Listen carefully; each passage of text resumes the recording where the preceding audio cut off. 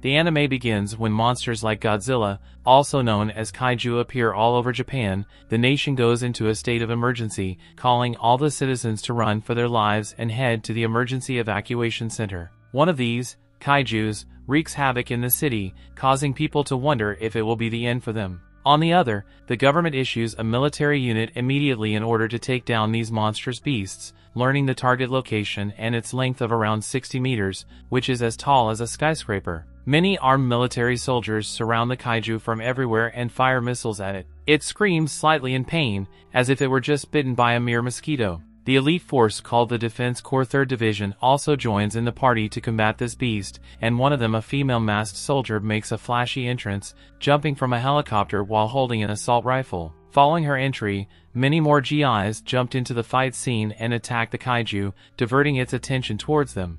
In the meantime, their leader, the female soldier named Mina Ashiro, aims specialized weapon made specifically to eliminate kaiju at the kaiju's heart and fires it, causing the kaiju to blow up in pieces, which also makes it clear that humans cannot be underestimated. After the battle, the sweeper team heads to the fight location to dispose of the remains of the monster, which are scattered everywhere around there. While the machines are getting ready to clean up the area, a middle-aged man named Kafka Hibino, who has been watching everything from a distance while enjoying a hamburger, reveals to be one of the workers as well, who is supposed to clean the place. Kafka, who is part of a team of lazy losers known as the Sweepers, whose job it is to clean up the mess caused by kaiju, wonders when he will catch a break. They get to their work on enthusiastically, while on the other hand, the Defense Corps that has defeated the kaiju gets cheered on by the citizens for their successful defensive victory against the monster. Apparently they have been working restlessly for the past couple of years to defeat these kaijus, and surprisingly they have never failed or been injured.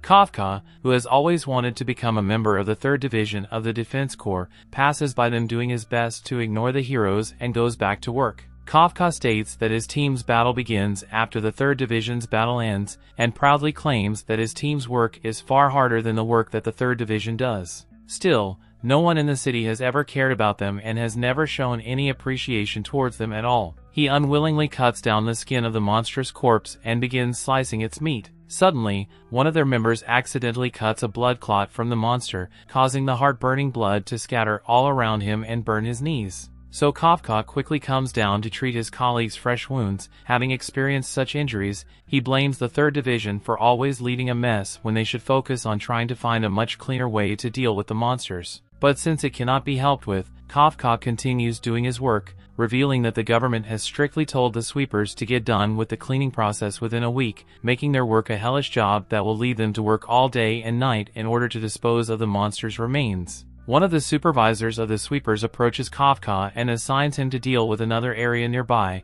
informing him that the sweepers are short-staffed there. However, that area is covered with kaiju's intestines, making Kafka's friends feel pity for him, as dealing with kaiju's intestines is the worst experience someone can ever have. So when Kafka reaches the area, his body gives up smelling the disgusting poop oozing out of the monster's intestines. But Kafka's will to get this job over with remains undeterred, so he quickly cuts everything down and returns home late at night, being done with his hellish job. Laying down in his bed after working so hard, Kafka turns on the TV to watch something wholesome, but fails to get over the disgusting smell that is still attached to his skin. He redirects his focus on the news about the 3rd Division and watches as the media glorifies the leader of that team, Captain Mina, who became in charge of that division at the young age of 27. Not only that, but she apparently has also slayed over 100 kaiju monsters already, making her one of the best elite fighters in their country. Kafka, who is overwhelmed by Mina's success, reveals that they were once very good friends when they were still kids. Back then, Kafka always wanted to be the one to eliminate kaiju and encouraged Mina to join him on his mission. Mina, who was a literal crybaby back then, also became determined thanks to her friend's motivational words and achieved her goal of taking down those monsters who caused terror. But unlike her, Kafka's dream failed, and now he has to work as a mere sweeper whose job it is to clean up dead monsters' fresh poop. He wonders how things turned out to be this way, and how he became such a loser, as midlife crisis begins to hit him hard. He calls himself down using this special coping mechanism, telling himself repeatedly that cleaning up the mess caused by kaiju is also an important job in helping the people in his city. He consoles himself, stating that he has a nice room and can eat the foods that he likes, but he himself knows that isn't nearly enough to satisfy his hunger to do something good. In any case, he heads out to his workplace office of the sweepers the next day and meets with Ichikawa there, a part-time student who also wishes to work with them as a cleaner. Ichikawa apparently is only need for the experience of being around a kaiju because he wishes to join the defense corps one day. Hearing this, the higher-up of the sweepers named Takuda laughs and tells Ichikawa that Kafka was also a daydreamer like him who wanted to join the defense corps, but that dream is now buried 12 feet under the ground.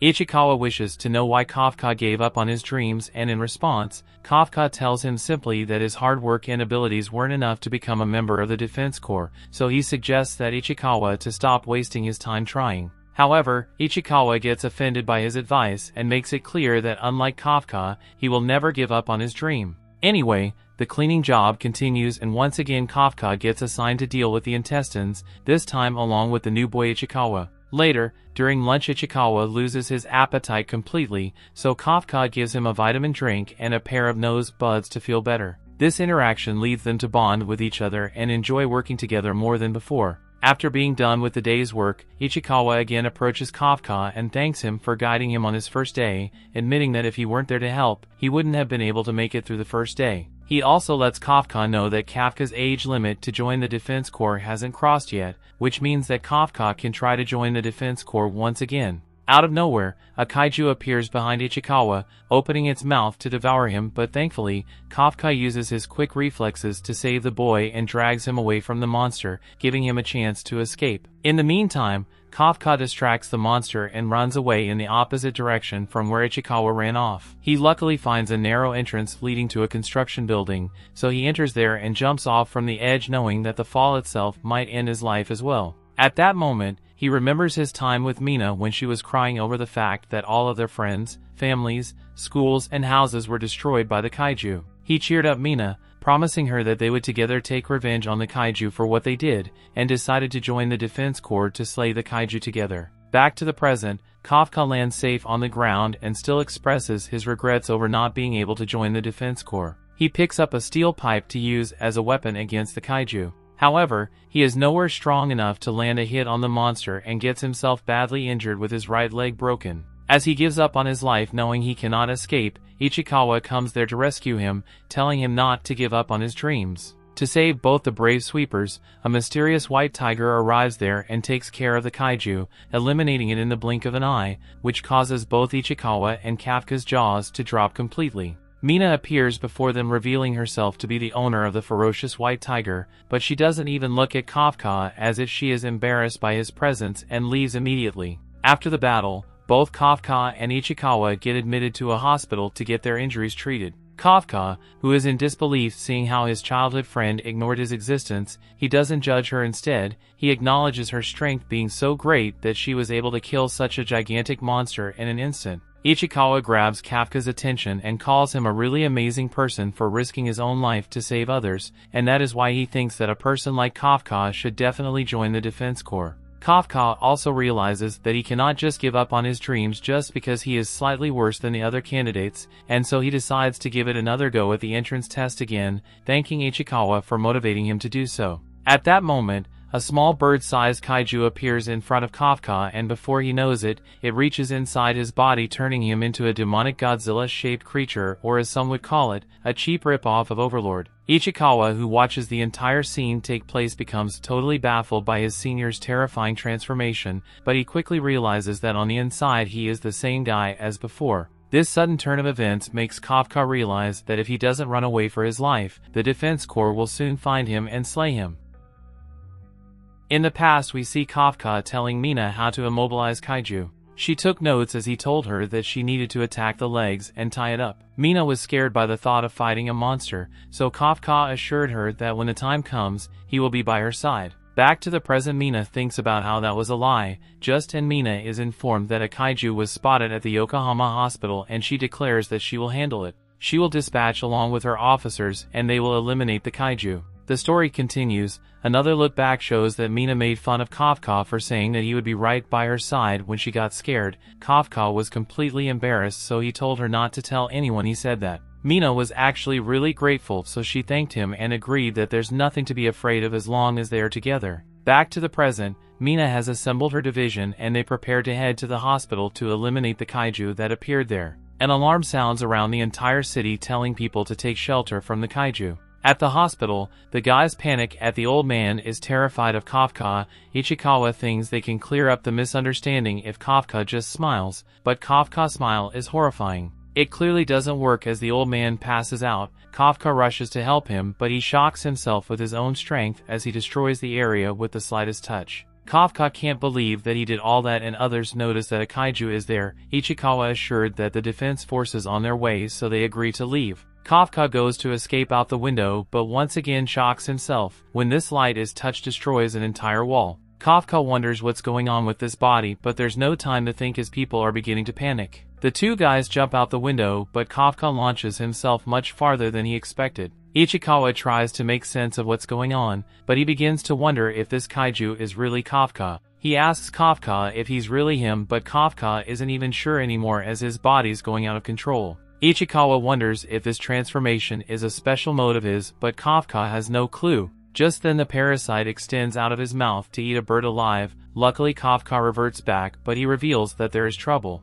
Ichikawa wonders what kind of terrifying thing awaits them next, but Kafka just says that he needs to pee. Ichikawa just tells him to hold it, but he can't, and Kafka shames himself for being an adult that can't hold it in. Ichikawa points out that Kafka doesn't even seem to have the right parts to pee, and he wonders where it will even come out of. Kafka then shocks them both when he pees out of his nipples. Kafka is even more ashamed now, but Ichikawa reminds him that they have more important things to worry about. Kafka wonders if he can still join the defense force the way he is now, but Ichikawa points out that he is what the defense force eliminates. They probably won't let him join, and instead they will just destroy him. Kafka gets serious as this fact starts to sink in. The timing couldn't be worse either, as he just decided to try and catch up with Mina. They prepare to enter a restricted area where no one will be around, but Kafka senses something approaching. It's not the defense force though, since it's coming from underground. An explosion occurs elsewhere in the city, and the defense force receives a report that another kaiju has appeared. Kafka is able to tell that it's the same type that attacked them before. Ichikawa points out that they already sounded the alarms because of Kafka, so he hopes that there won't be any casualties. This kaiju will keep the defense force busy, so it's the perfect time for them to hide. Elsewhere, a girl sobs as her mother's trapped and they are found by the kaiju. The mother begs her daughter to run away, but it's too late as the kaiju is about to consume her. However, just then Kafka arrives to hit the kaiju with an incredibly powerful punch. Kafka shocks himself once again with how powerful he is, and he goes to check on the girl. Of course she is scared of him, so Kafka reminds himself to smile, but this just makes it worse. He rescues the unconscious mother, so Ichikawa explains that she will be fine. The kaiju returns, so Kafka tells him to get out of there. Ichikawa wonders what he's planning to do, so Kafka reveals that he's going to try punching the kaiju as hard as he can. Kafka begins a countdown as his body bursts with power and he unleashes the powerful punch. This strike absolutely destroys the monster, sending its parts flying everywhere, and its blood rains down from the sky. Kafka still can't believe how insanely strong he is, and Ichikawa is sure that Kafka can never use that punch on a human. Kafka tells them that they can safely head to the hospital now, but he's more terrifying than ever. He tells the girl not to worry because the defense force will be there soon, so he is leaving. The girl stops him though and thanks him. This reminds Kafka of when Mina thanked him, and he imagines a future where he is fighting by Mina's side. Ichikawa wants him run before they are found, but Kafka declares that he isn't giving up after all. Kafka reveals his human face again and states that he must go and stand by Mina's side. The defense force arrives soon after to wonder what in the world just happened to the obliterated kaiju. Mina asked the little girl to tell her everything, but she was terrified just thinking about it. Mina tells her not to worry and promises that she will destroy all the kaiju for her. The girl gets worried for a different reason though, and Mina is shocked when the little girl wants her to promise that she would hurt the good kaiju. She clarifies by saying it's the one that saved her mom, but Mina can't even comprehend what the little girl just said. 3 months later, a news report reveals that the defense force has given a code name to the unknown kaiju. They have a drawing of it from witness testimony, and they're calling it Kaiju number 8. All Kafka's cleaning company's co-workers just assume that the kaiju are probably already dead. Ichikawa arrives at work and thinks about how Kafka became the first kaiju in history to escape the defense force. However, this means that every defense force officer in the country is looking for him now. Just then, their boss explains that Kafka and Ichikawa received something in the mail. The other guys discuss how Kafka would take an exam every year and they always had to cheer him up after he got the results. Ichikawa checks his letter and the others congratulate him as he passed the first round of Defense Force selection exams. On his way to give Kafka his letter, Ichikawa can't help himself, so he checks Kafka's results. He sees good news, so he rushes off excitedly. The other guys can see that this means Kafka finally passed. This will be Kafka's last chance to enter the Defense Force, so the guys are happy for him.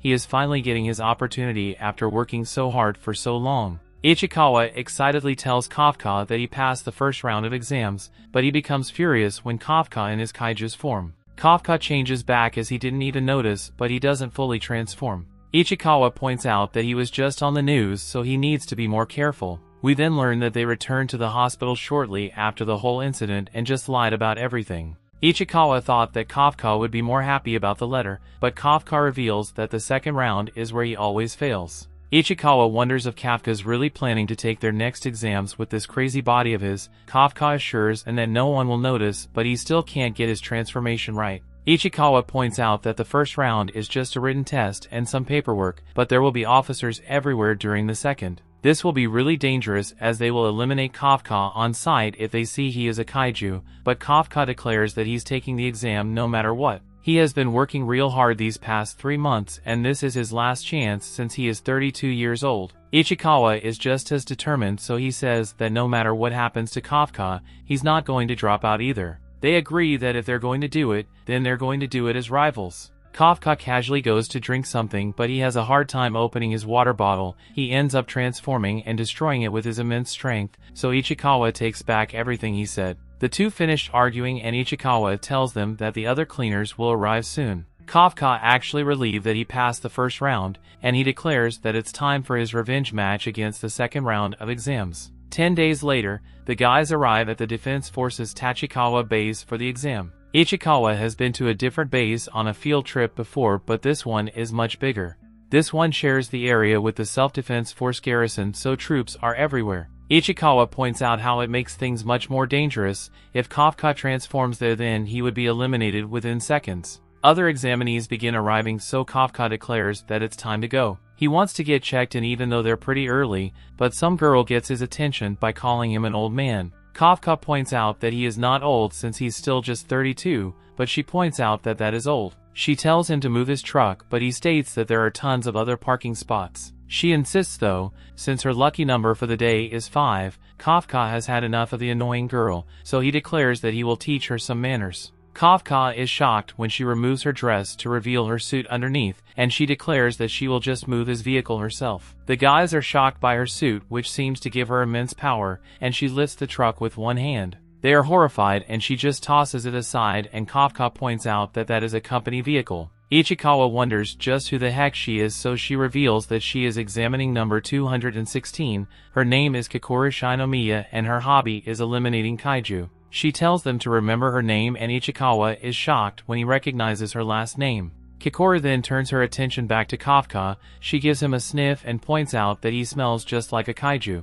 The story continues. We see Ichikawa quickly explains that they are part of the kaiju disposal unit. Kikoru was then shocked when Kafka easily lifts his truck, and she assumes that he must have his own hidden power suit. Kafka introduces himself as examining number 2032 and dramatically tells the kiddo to remember his name. His cool introduction is interrupted though, when he realizes that Kikoru's butler took his parking spot. Kikoru thought the exam would be really boring, but explains that it's getting interesting. She vows to show up Kafka really bad and leaves. Ichikawa was furious with Kafka for already using his powers, but Kafka points out that he was able to only transform the parts she couldn't see. They tell some guards that the loud noise was nothing, but Ichikawa tells Kafka that he will send him home if he pulls any more stunts. Kafka knows that this is his last chance to stand by Mina, so he promises himself that he won't give up this time. Moments later though, Kafka struggles really bad during the exam. He has been keeping up with his training and he does really hard physical work every day, but he just can't keep up right now. Look back to a moment ago, shows Ichikawa explaining that the second stage of the exam has 2 parts, fitness test and an aptitude test. They can't change their aptitude, which means they have to get the best grades they can in the fitness test. However, Kafka is having a really hard time. He was always pretty below average, but things have gotten way worse. He's really falling behind, so he wonders if people really become this weak after turning 30. Falling behind makes Kafka thinks about transforming, but that would just be crazy. Unfortunately, Kafka does really poorly and receives a rank of 219 out of 225. Kikoru reveals that she ranked 5th and marks Kafka as it didn't take long at all to show him up. Kafka thinks about how he dramatically told her to remember his name, but he wants her to forget his name now. Ichikawa was just glad that Kafka didn't use his powers, and Kafka explains that it wouldn't be fair if he did since everyone worked so hard to get there. Kafka just said that to sound cool though, and he wishes that he did use his powers. Kafka assures that he would have done better, but Ichikawa thinks that there was another reason why Kafka received the rank he did. Elsewhere, Mina is shown this year's applicants. Her subordinate assumes that she won't care because all she cares about is eliminating kaiju, but he is shocked when she's willing to hear more while she works. The guy explains that a guy named Haruchi Izumo has his attention. He graduated at the top of his class, and he's the most promising of this year's group. Ichikawa notices this guy as well as he just ranked 2nd. The guy who ranked 3rd is Iharu Furuhashi, the valedictorian of some big university. The guy who ranked 1st though, Aoi Kaguraji, the rising star of the Japan Ground Self-Defense Force. Those guys aren't the only ones, as most examinees this year are from top universities. Normally, people like them would be trying to become elite officers, not field agents. This is probably why Kafka ranks so low, and Kafka realizes that this is why they seem so strong. Ichikawa explains that even among all these strong guys, there's one person everyone is watching. She graduated from California Neutralization at age 16. She skipped grades and became the youngest ever to do so.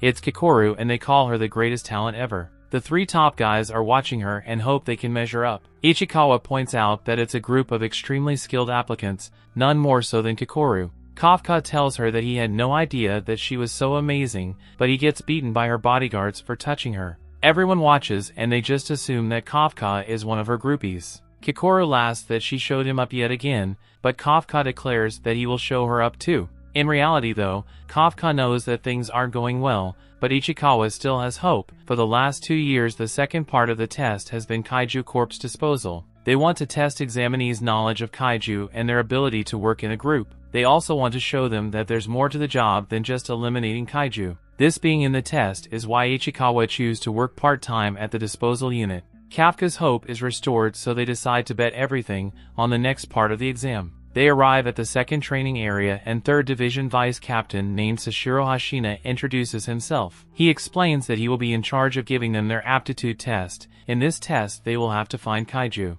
Kafka becomes excited as he thinks that they will have to find them to simply dispose of their bodies just like Ichikawa said, but he is shocked when Hashina actually says that they will have to find and neutralize the kaiju. Kafka then startled when one of these immensely powerful kaiju tries to attack Hashina, but some security measures stop it. Kafka is still shocked, but all the top guys are clearly eager for this part of the exam. Kikoru laughs at our boys, so Kafka wonders what happened to just disposing of the bodies. Ichikawa explains that that is just what happened the past 2 years, and he's disappointed too. Hashina explains that this part of the exam is very dangerous, so they will have them do it while we're in Izumo tech gear. Ichikawa tries it on, and this amazes. It analyzes his body measurements and adjusts its shapes specifically for him. The suit becomes one with his body, and Ichikawa can even feel his muscles getting stronger. This are Demon Defense Force combat suits, and is made from organic material taken from kaiju. It massively multiplies the combat power of its wearer. Elsewhere, Konomio Kanji, the 3rd Division operator, states that she will start measuring the unleashed combat power of the ones wearing their suits. Ichikawa's combat power is 8%, Izumo is at 18%, Kaguraji is at 15%, and Iharu is at 14%. On this combat power indicates how much of the suit's power and examining we're able to draw out. Even after tons of training it's usually around 20%, and they're lucky if they even get just one applicant a year above 10%. These 3 guys are all over 10%, so Hashina wonders if this year will be something they have never seen before. Just then everyone is absolutely shocked as Konami sees that Kikoru's unleashed combat power is at 46%. Everyone is in awe of her, and Hashina thinks about how she's already at the level of a platoon leader. She hasn't even joined the force yet, so they assume that this must be some kind of record. Ichikawa is down on himself for only being at 8%, but Hashina explains that that's still pretty good for the first time. As long as the examinees don't have a 0 they will pass, and Hashina explains that he has never even seen a 0 before. There's a first time for everything as everyone is shocked once again, but this time it's because Kafka is revealed to have an unleashed combat power of 0%. Everyone laughs at him and Konami even wonders if there was some kind of error. Kafka tells them to just give him some more time as he's trying to squeeze out the combat power. Hashina laughs uncontrollably though, as he points out that this isn't like using the bathroom and you can't just squeeze it out. Hashina is really starting to like Kafka, but he assumes that he won't be able to pass the exam. Kafka figures that there might be some kind of trick to getting a higher percentage and tries hard to figure it out before the exam ends. Kikoru is getting really frustrated with him and she just wishes that he would show the power when he used in the parking plot. Hashina then enters the room and reveals that it's time to start the final part of the exam. He explains that their targets will be 1 Hanju and 36 Yoju, and they have been placed throughout an urban training area. These kaiju caused 16 casualties in total and they were captured alive to serve as training aids. Examinees will fight them with anti-hydrogen weapons, and drones will monitor their actions. If they sense that an examinee is in danger, they will activate the shield in their suits to save them, but this will also mean that they fail the exam. The exam is extremely dangerous, so Hashina can't guarantee that they will even survive. They will have to choose if they want to take part, so Hashina begins the test. The examinees eagerly rush forward, but they're stunned when Kikoru jumps ahead. She quickly and easily takes down 2 Yoju and amazing everyone. Kafka declares that they need to push ahead so they don't fall behind, but Ichikawa points out that Kafka is the one holding them back. Kafka defends himself by pointing out that the weapons are very heavy without the help of the suit. He tries to make it sound cool by saying that only he, the Zero, can understand this, but Ichikawa doesn't think it's cool at all. Things are not looking good, as Ichikawa points out that they don't have the offensive power that the others have. Just then Hashina reveals that Mina has arrived to watch the exam. Kafka remembers their challenge to see who could become the cooler Defense Force officer, and he calms himself down. He stops caring about being a Zero and reminds himself that this is his last chance. Kafka realizes something and asks Ichikawa whether being watched by drones. If they just wanted to keep track of how many kaiju examinees eliminated, they could easily do that with sensors. This isn't the case because aside from testing their abilities, but they're also testing is how well they can adapt to the situation. The two of them realize that since they lack the same kind of offensive capability, what they should really be doing is supporting all the attackers the best they can. They find a nearby fight going on, so they get in position to help. Kafka notices the hooves of this Yoju and recognizes it from one of his cleanups. His experience pays off as he remembers that stun grenades are incredibly effective against this Yoju. It has weak eyesight but incredibly good hearing. Once they are deafened, they are easy targets. His expertise doesn't end there as he tells Izumo to aim for its stomach because that's its weak spot. The attackers do just that and they're surprised when they're able to defeat the beast. They thank Kafka for the great support, but Kafka is upset because he called them Kikoru's groupie. In the observation room, they actually take notice of Kafka and Ichikawa were doing. Kafka points out Ichikawa that they have taken apart more kaiju bodies than they can count. He becomes confident that they can use this knowledge now, and Kafka's relieved that he doesn't need his kaiju power. He's finally excited that he will be able to make up for all his screw-ups.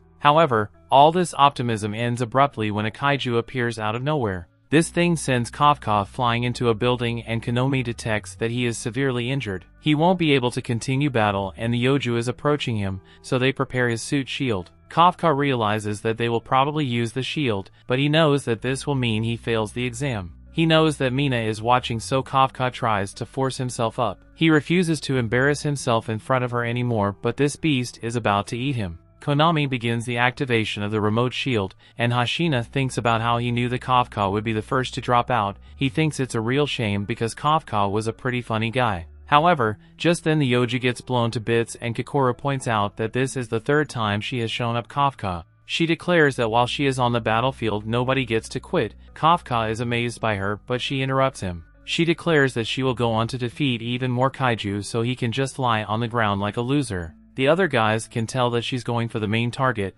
but they refuse to just let her take it from them. Kikoru with them easily takes out another Yoju. Ihara thinks she's just way too powerful and he wonders if she really has on the same suit they do. Kafka wants to go after the main target as well, but his leg is broken and he can't even stand up. Hashina explains that Kafka has multiple fractures and possibly even organ damage. Kafka wonders if this means that he will have to give up, but he refuses to let himself think that way. Kafka thinks about how horrible it felt to see that he had 0% combat power, and to think that this meant he could never stand by Mina's side. He becomes frustrated when he thinks about her. Only those with talent pass. Hashina recommends the cafe could just drop out and explains that the suit shields aren't foolproof. Kafka has become defiant though, and thinks about how he is the one who decides if he gives up or not. He declares that even though he is too old for dreams and even if he looks like an idiot, he has decided to bet his entire life up to this point and chase his dreams again. As Kafka makes this declaration, everyone in the observation room is shocked to see that his combat power has gone up 0.01%.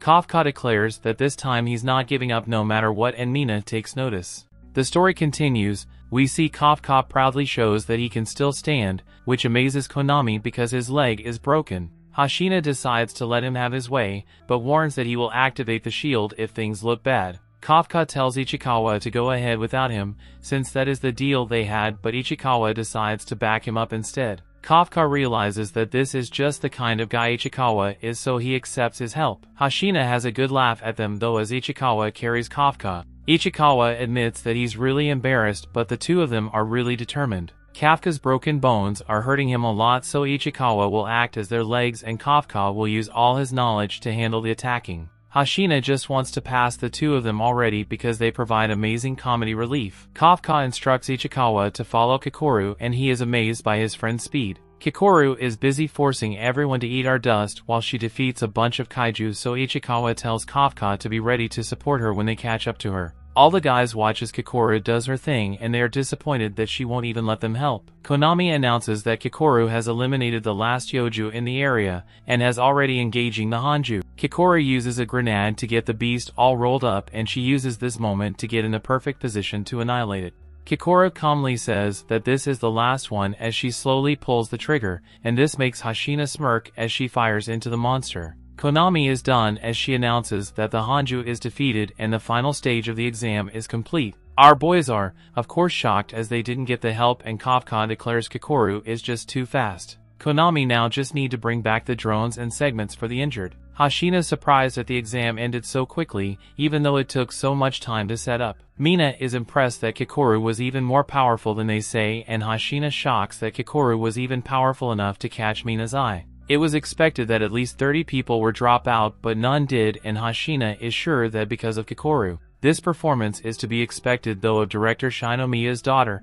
Hashina is sure that she will be a big shot in the defense force and a ray of hope for the entire country. Back at the exam, Kikoru just hopes that she was able to make her father proud by being perfect on the battlefield. Kikoru relaxes. She decides to go left at Kafka some more, but a strange being shockingly appears behind her and instantly causes massive damage. Just then everyone is horrified as all the following kaijus start moving again. Kikoru was just barely able to protect their heart by focusing her entire shield on a single point, but she decides that she can still fight. She is stunned with the mysterious monster is able to talk and it wonders how she can still move. Kikoru determines that it's a kaiju, but she's shocked to see that it's intelligent. Kikoru decides to attack it, but this monster instantly strikes her several times. Kikoru screams in agony and Konami is shocked to see her vitals drop. They have no clue what's going on, but they are detecting live signals from the kaiju they were already eliminated. What's most shocking though, is that the estimated fortitude of the revived Hanju is a 6.4.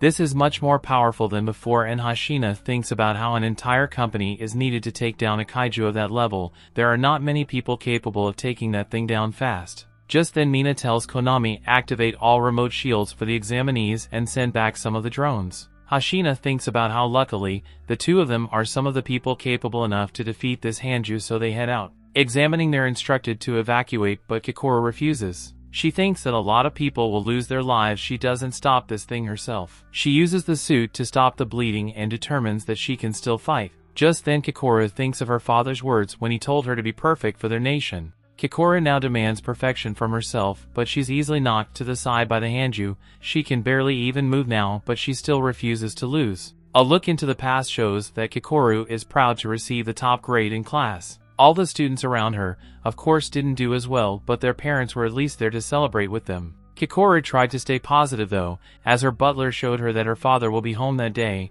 and he would surely be pleased with their score. However, in reality her father didn't care about her top score. He declared that rejoicing over a single success would only lead to failure next time. Instead of celebrating, he just wanted her to prepare for her next goal. This is when he told her that she needed to always be perfect for the sake of their nation's future and for the sake of her late mother as well. Her father's words to lay on her till this day, so she fights back. He always told her to never stop moving forward and to never let anyone be better than her, so now she refuses to lose. Even with just one arm, as long as she can move, she will fight. Unfortunately for her, she has just suffered too much damage and she must once again scream from the unbearable pain. Just then one of the drones spots the Kaijuu and Konami, shocked to see that its severed offensive uni organ has regenerated. Hashina gets really worried as Konami determines that it's gathering energy for an attack. Hashina and Mina are rushing to the site, but he is unsure if they will make it in time. The beast prepares this immense attack, and Kikoru comes to the conclusion that she has done for. She apologizes to her father for not being perfect and begins to cry.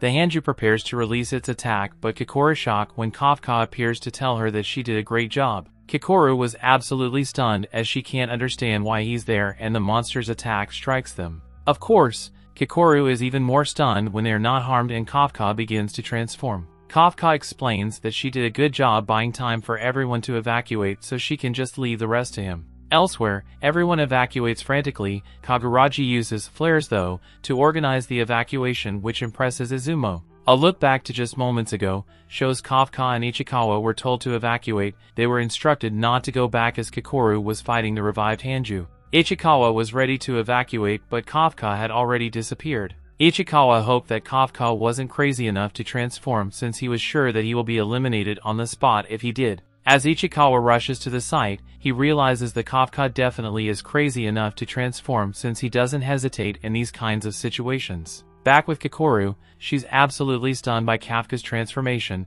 and she can't understand how he could be a kaiju. Kafka shows that he's just his normal self as a better not to tell the defense force. Just then Kikoru was terrified as Hanji uses its immensely powerful attack again, but Kafka easily deflects it. Kafka promises to tell her everything in a moment, as he only needs 1 second to eliminate the beast. Just then Konami detects a mysterious ultra-powerful energy source near the Kaijuu. The explosion knocked out their comms, so they have no visual. They do have a reading on its fortitude, but Konami refuses to believe that it's real. This mysterious piece supposedly has fortitude of 9.8. Hashina says that's impossible and just assumes that the explosion must have scrambled the measurement system. It's impossible because if it were true, then this would be one of the most powerful kaiju in history. Kafka powers up like the insanely powerful beast he is. He apologizes to the Kaijuu as he's simply running out of time and he must end things with one punch. Kikoru then watches in outer amazement as Kafka's punch meets the Kaijuu's punch and the Kaijuu blown to bits. Kikoru's shock is written all over her face and the Kaijuu's body parts get scattered everywhere. Kafka is pleased with his work and tells the monster to try to come back to life after his attack. The things start moving again though, so Kafka begs to stop as he was just joking. The monster really is defeated though, and Kikoru can only wonder just who this guy is. Kafka saves her from another attacking Yoju and reveals his face. He assures her that she is safe now, but scolds her for putting herself in so much danger. Soon enough Kafka is one being scolded as Ichikawa arrives. Kafka explains that he was only planning to transform part of his body, not he had to change the plan when he saw the Kaijuu. Ichikawa still scolds him, but the argument ends when Kikoru passes out. Soon after Mina and Hashina arrive at the scene, but they can't imagine what could have caused this much damage to the Kaijuu. Just then Konami reports that Kikoru, Ichikawa and Kafka have made it out, which means that the evacuation is complete. Hashina admits that Kikoru is incredibly strong, but there is no way she could have obliterated the Kaijuu like this.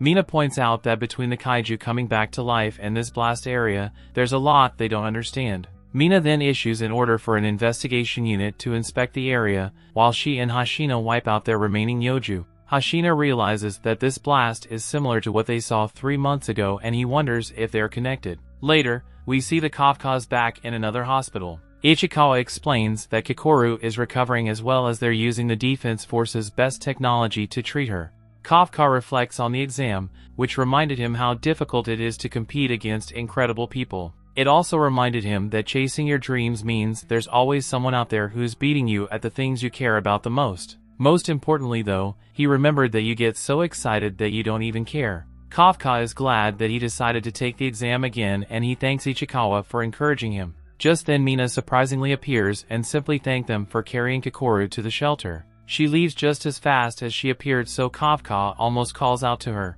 He stops himself though, as it's not the right time, and he would rather wait to talk to her after he becomes an officer. He's more confident than ever that this will happen, and he makes a silent promise in his mind telling her to just watch. Nearby, Kikoru has a nightmare about failing to be perfect for her father. She wakes up to wonder if her father has arrived, but it's just Hashina. He explains that there were no casualties and it was all thanks to her feeding the Hanju. Her shock from hearing this makes him wonder if she was not the one that defeated it. Kiko remembers what Kafka said, so she declares that she was the one that eliminated the Hanju. That night, a news report explains what happened at the exam and reveals that while many were injured, there were no fatalities. In some bathroom stall, we see that the mysterious and intelligent kaiju is listening. He's stunned and disappointed to hear that there were no fatalities at all. Just then the phone rings and the master reminds himself about how to answer it. When he does, the voice on the other end tells him that he needs to get back to work. This monster transforms and puts his uniform on, and we shockingly see that he's a new member of Kafka's disposal unit. Everyone hopes that Kafka and Ichikawa are okay after the exam incident, and the new guy ominously hides his transformation. The story continues. We see at the hospital Ichikawa states that Kafka is starting to look like a man that everyone can depend on. However, when they go back to work, he takes it all back. Kafka is terrified and he blames Ichikawa for encouraging him to take the exam again. Ichikawa points out that he was just thanking him for that at the hospital, and their argument is interrupted when they receive letters. The guys prepared to open them and agreed to do so on the count of 3. After thinking about catching up to Mina, Kafka is shocked by his exam results. Later we see that the students that passed the exam have gathered at the Defense Force base. The guys notice that Kikoru's groupie isn't there, but they aren't surprised by any of the results. The room goes silent as Kikoru enters the room, and we learn that she received the top score. Izumo thought that he would rank first before the exam, but he guesses that they will just have to fight for second place now. Kaguraji doesn't think this way at all though, as he points out that he scored the highest on the fitness exam. He will let Izumo aim for number 2 as he still plans to aim for number 1. Iharu introduces himself to Ichikawa and wonders where the old guy is. He assumes that Kafka didn't pass, and Ichikawa just cuts a worried look on his face. Just then Mina arrives to begin the introduction ceremony, and Kikoru chosen to speak on behalf of the incoming class. The 27 of them are now considered officers of the Defense Force, and Kikoru declares that they will lay down their lives for the cause. Kikoru is then shocked when Mina thanks her personally for saving everyone at the exam. Kikoru becomes really sad as she knows that Kafka is the one that should be hearing these words, and she wonders why he isn't there. He had the audacity to not only save her life, but to also worry about her like she was a little girl. She becomes enraged. That was completely humiliating, and she still wants answers to why he was able to become a kaiju. Just then, everyone is shocked as Kafka arrives late to the ceremony. It turns out that Kafka actually failed the exam. He scored the lowest on the fitness exam and received a 0 on his aptitude test. During a meeting over who would pass,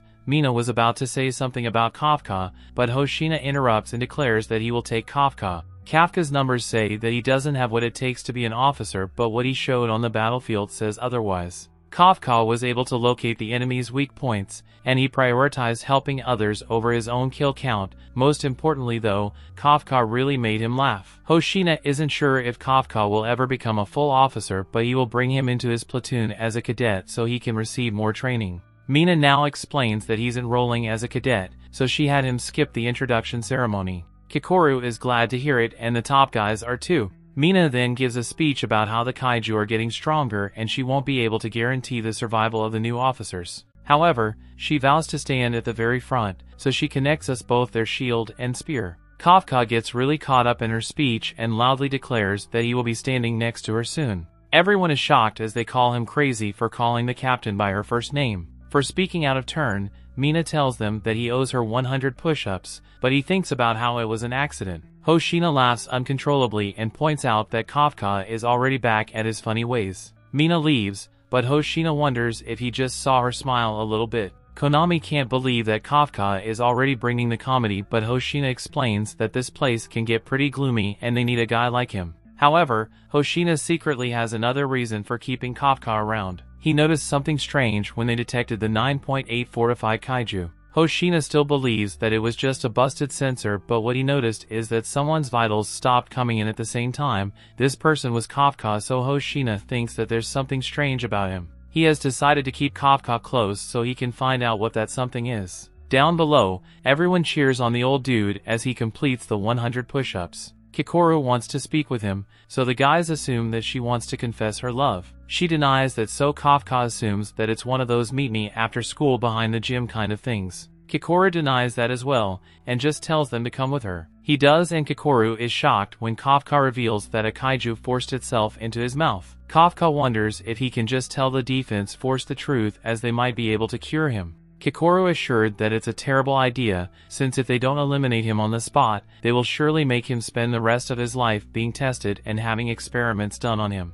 Even worse, she has heard a rumor about what they do with kaijus powerful enough to get a number. After they are defeated, their body parts are used for a special weapon. Kikoru fears that this will happen to Kafka, so he begs her to keep his secret. She agrees to do so, but if he ever tries to harm humanity, she vows to end his life. Everyone gets very serious, but Kafka is actually counting on her to do that if things go bad. Later, everyone watches as Ichikawa performs a training exercise. He completes it in just over 2 minutes and a half, and it is announced that his estimated unleashed combat power was 18%. Everyone gasps in amazement, and Hoshina is impressed by how much she has grown in such a short period of time. Iharu can't believe that Ichikawa just set another personal best score, so he jumps into the exercise next. He goes real hard as he refuses to be outdone. Iharu finishes in 2 minutes and 15 seconds with an unleashed combat power at 20%. Iharu really pleased with himself, and he tells Ichikawa to not get too cocky. Just then everyone is absolutely stunned as Kikoru finishes in 1 minute and 15 seconds with an unleashed combat power at 55%.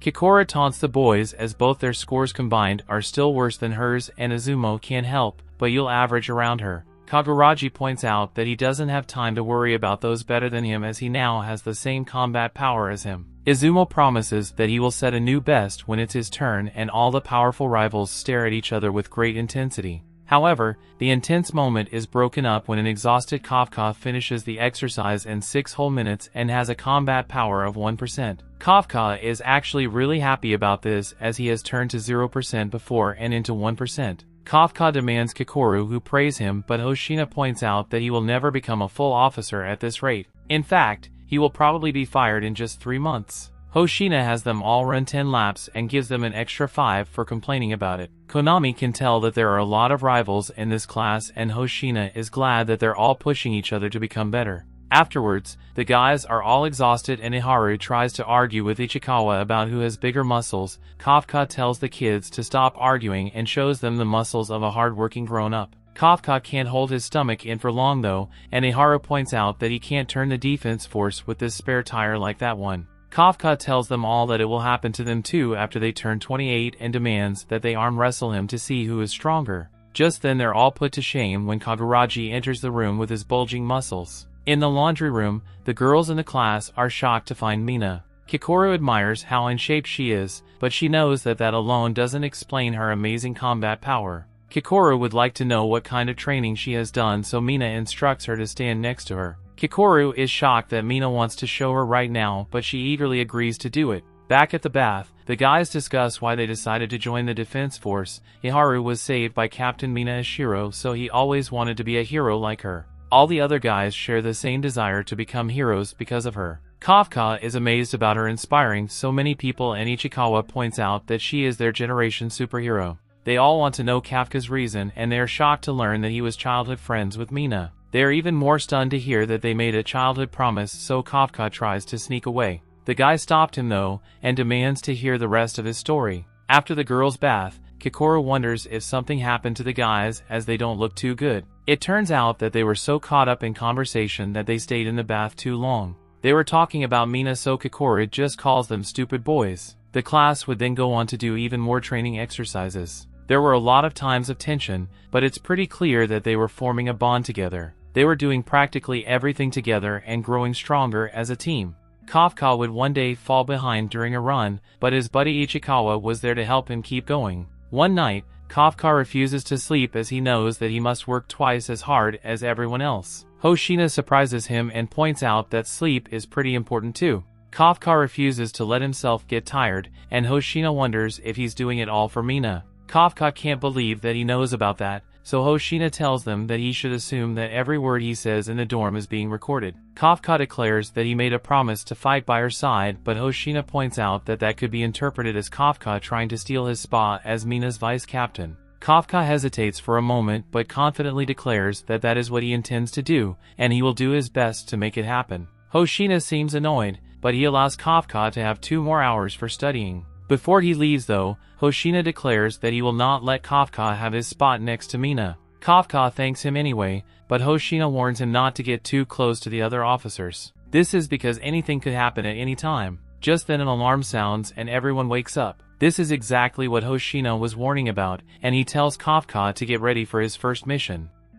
The story continues. We see Konami gives Mina a status report and informs her that the surrounding area is being evacuated. It is quite the ordeal, as tons of people wait to board some buses. The defense force is working with another group that is currently constructing a command post nearby. As for the Hanju that appeared, it came from underground and has grown even larger. The appearance of the Hanju has been followed by the appearance of a large number of Yoju. Mina declares that she will handle the Hanju herself, and she picks a spot to snipe from. Mina wishes luck to everyone and they head out. Hoshina declares that it's time to hunt some kaiju, and Ichikawa tries to wrap his mind around how this is their first mission. Kikora stares at Kafka in disbelief about him being kaiju number 8. She very seriously hopes that he doesn't disappoint her, but of course he does, as he is almost about to throw up. Elsewhere, we get a terrifying look at the gigantic Hanju and the evacuation shelter. Kafka and the other members of the Hoshina platoon stand at the neutralization area, and Kafka gets his first look at the giant monster. Hoshina explains that Mina's unit will be handling the Hanju, but the problem is that it's creating a ton of Yoju. Their job will be to make sure that the Yoju don't escape from the neutralization area. They are new recruits, so it's natural that they are placed at the very rear of the fight, but this also means that they're the last line of defense. No one has any questions as they are all focused on the mission, so Hoshina gets ready to start it. He declares that no matter how good their scores are during training, that won't save a single life. It is now time for them to show what they can do in a real battlefield. All the guys show their camaraderie as they get hyped up, and Hoshina tells them to have fun out there. Civilian evacuation is complete, and Mina is 8 minutes away from her position. Kafka communicates with Ichikawa and declares that during this mission he must prove that he can do the job. He thinks about how Hoshina told him that he wouldn't last 3 months the way he's going now, and Kafka fears that he might not get another chance to prove himself. Kafka is really nervous, but for some reason he's also really excited.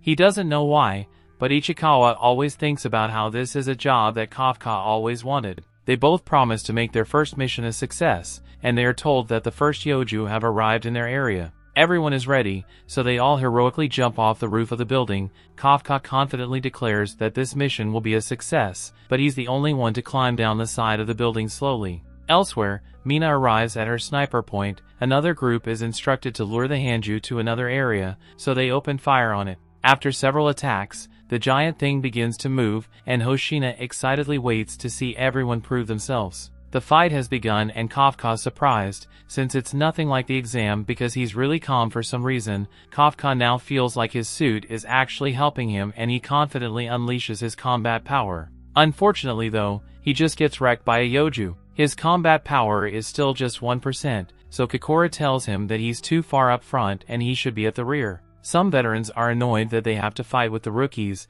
and they wish that they would just get out of their way and hide somewhere. The veterans then decide to be cautious and wait for the front lines to figure out what the Yoju's weak spots are, but they are shocked when Kikoru already starts taking out the monsters. She refuses to just sit around and wait. Someone said she attacks anything that looks like it might be a weak spot. Kikora takes out a bunch of Yoju, shocking the veterans, as this is not the kind of power that is usually seen from rookies. Kikora blushes when Kafka tells her that she did a good job, but she gets annoyed when her suit detects an increase in her heart rate. Nearby, the rest of the group works together to take down a Yoju, but Iharu is shocked when he sees that Ichikawa just take down the Yoju all by himself. Ichikawa explains that he switched out the burst rounds and his rifle for freeze rounds, so he could slow the Yoju down while he fights. This is a better fit for his style, and Ichikawa is confident that if he can get a hang of it, he will be even better at hunting kaiju. This isn't enough for him though, as Ichikawa thinks about how he needs to keep getting stronger, so Kafka won't ever have to transform again. The other top members of the groups are just how skilled they are, as well as they eliminate several Yoju. The other platoons can't believe how strong their new recruits are, and not even the platoon leaders knew about it. Kaguraji and Izumo compete to see who can eliminate more kaiju, and one of the platoon leaders activates cougar mode as she drools over them. Hoshina informed her that the average unleashed combat power of the new recruits is higher than in most years. There are a few standouts at the top, and they're motivating the others to do better. Reports of Yoju being eliminated keep rolling in, and Kafka's shocked to hear that even Ichikawa and Iharu are advancing forward. Kafka gets discouraged when he feels like he's holding everyone back when they're working so hard, and he wonders if there's anything he can do. Just then Kafka remembers that the veterans wanted to wait till they found out what the Yoju's weak points are. Kafka takes a look at one of the Yoju's corpses and decides that he will fight in his own way. Just then some of the others are shocked when they see Kafka messing with their corpse. Kafka's knee-deep in this thing, and he realizes that even at just 1%, the suit makes it easy to dismantle a kaiju's body. It's so useful that he hopes that they could give some suits to the cleaning industry. Kafka recognizes the structure of the kaiju, but the core isn't where it normally is in a fungal-type monster. Kafka looks around for it and he is shocked when he finds it. He informs Hoshina that the Yoju's core is at the base of the neck, and Kafka even tells him the best way to attack it for those with weaker attack power. Most importantly though, Kafka has discovered that these Yoju have reproductive organs. It's the right bumpy things on their rear, and if they don't destroy them, then the corpses might spawn new kaiju. Hoshina is amazed by Kafka's work, and he tells Konami to spread the news. Hoshina commands Kafka once again, and Kafka stunned by actually being able to help the defense force. Kafka rushes off to neutralize the bodies of the defeated kaiju, and he vows to do whatever it takes to stand by Mina's side. Just then he stops as a large explosion occurs, and Hoshina explains that the main attack on the Hanju has started. The Hanju has been lured to the destination, and the other platoons use suppressing fire to keep it in place. Mina then breaks out her giant weapon and makes the preparations to fire it. With everyone at a safe distance, Mina has given the clear the fire. Mina thinks about her competition with Kafka about becoming the cooler officer, and she prepares to show him how far she has gotten. The insane amount of power she unleashes causes her to destroy the ground beneath her feet, and her suit announces that Mina's unleashed combat power is at an incredible 96%. Hoshina watches her and hopes that Kafka is watching closely as well. Mina fires her weapon, and the insanely powerful attack absolutely destroys the gigantic Hanju. Hoshina wanted Kafka to watch so he could see the power of the person he's trying to stand beside. The Hanju's core is now exposed, so Mina loads another round into her weapon. She fires away, destroying even more of the Hanju, and Konami announces that its vitals have disappeared. The thing collapses, and Konami is a bit surprised when Mina loads a third round. Mina fires away again, and Konami announces that the Hanju has stopped moving completely. Everyone is amazed, but they're all shocked when Mina loads a fourth round into her weapon. Konami points out that the Hanju is already down, but Mina just demands Konami give her the order to fire again. She does so. Mina once again shoots at the monster. Kafka watches in total admiration of her, and Hoshina arrives to wonder if Kafka is ready to give up on his goal. Standing by Mina's side means that he would have to match her incredible strength. Hoshina admits that not even he could do that. His combat power is not as good as her, as when it comes to long-range weapons, so he can't take down the big boys like she can. The story is completely different, however, when it comes to small and mid-sized kaiju. Just then Kafka gets worried when a kaiju appears behind Hoshina, but this just proves to be an opportunity for Hoshina to display the power he spoke of. With just the slightest movement, Hoshina slices the Yoju to pieces, and he declares that he thinks he's better than Mina when it comes to monsters of this size. Kafka couldn't see his attack at all, and Hoshina explains that his family has been a clan of kaiju hunters for generations. He goes on to say that a captain and vice captain are the force's most powerful members. That is why they are given special equipment tailored to their fighting styles. Mina informs Hoshina that the Hanju is down, so Hoshina tells Kafka that it's finally time for the real show to start. Kafka is confused since the Hanju was down already, so Hoshina reminds him that the real problem is the countless Yoju that still live inside its corpse. The unbelievable amount of Yoju begins swarming out, so Hoshina tells everyone that once they finish off the riffraff, they will be able to go home. Their recruits think he's being a little too casual, so the veterans taunt them for giving up already.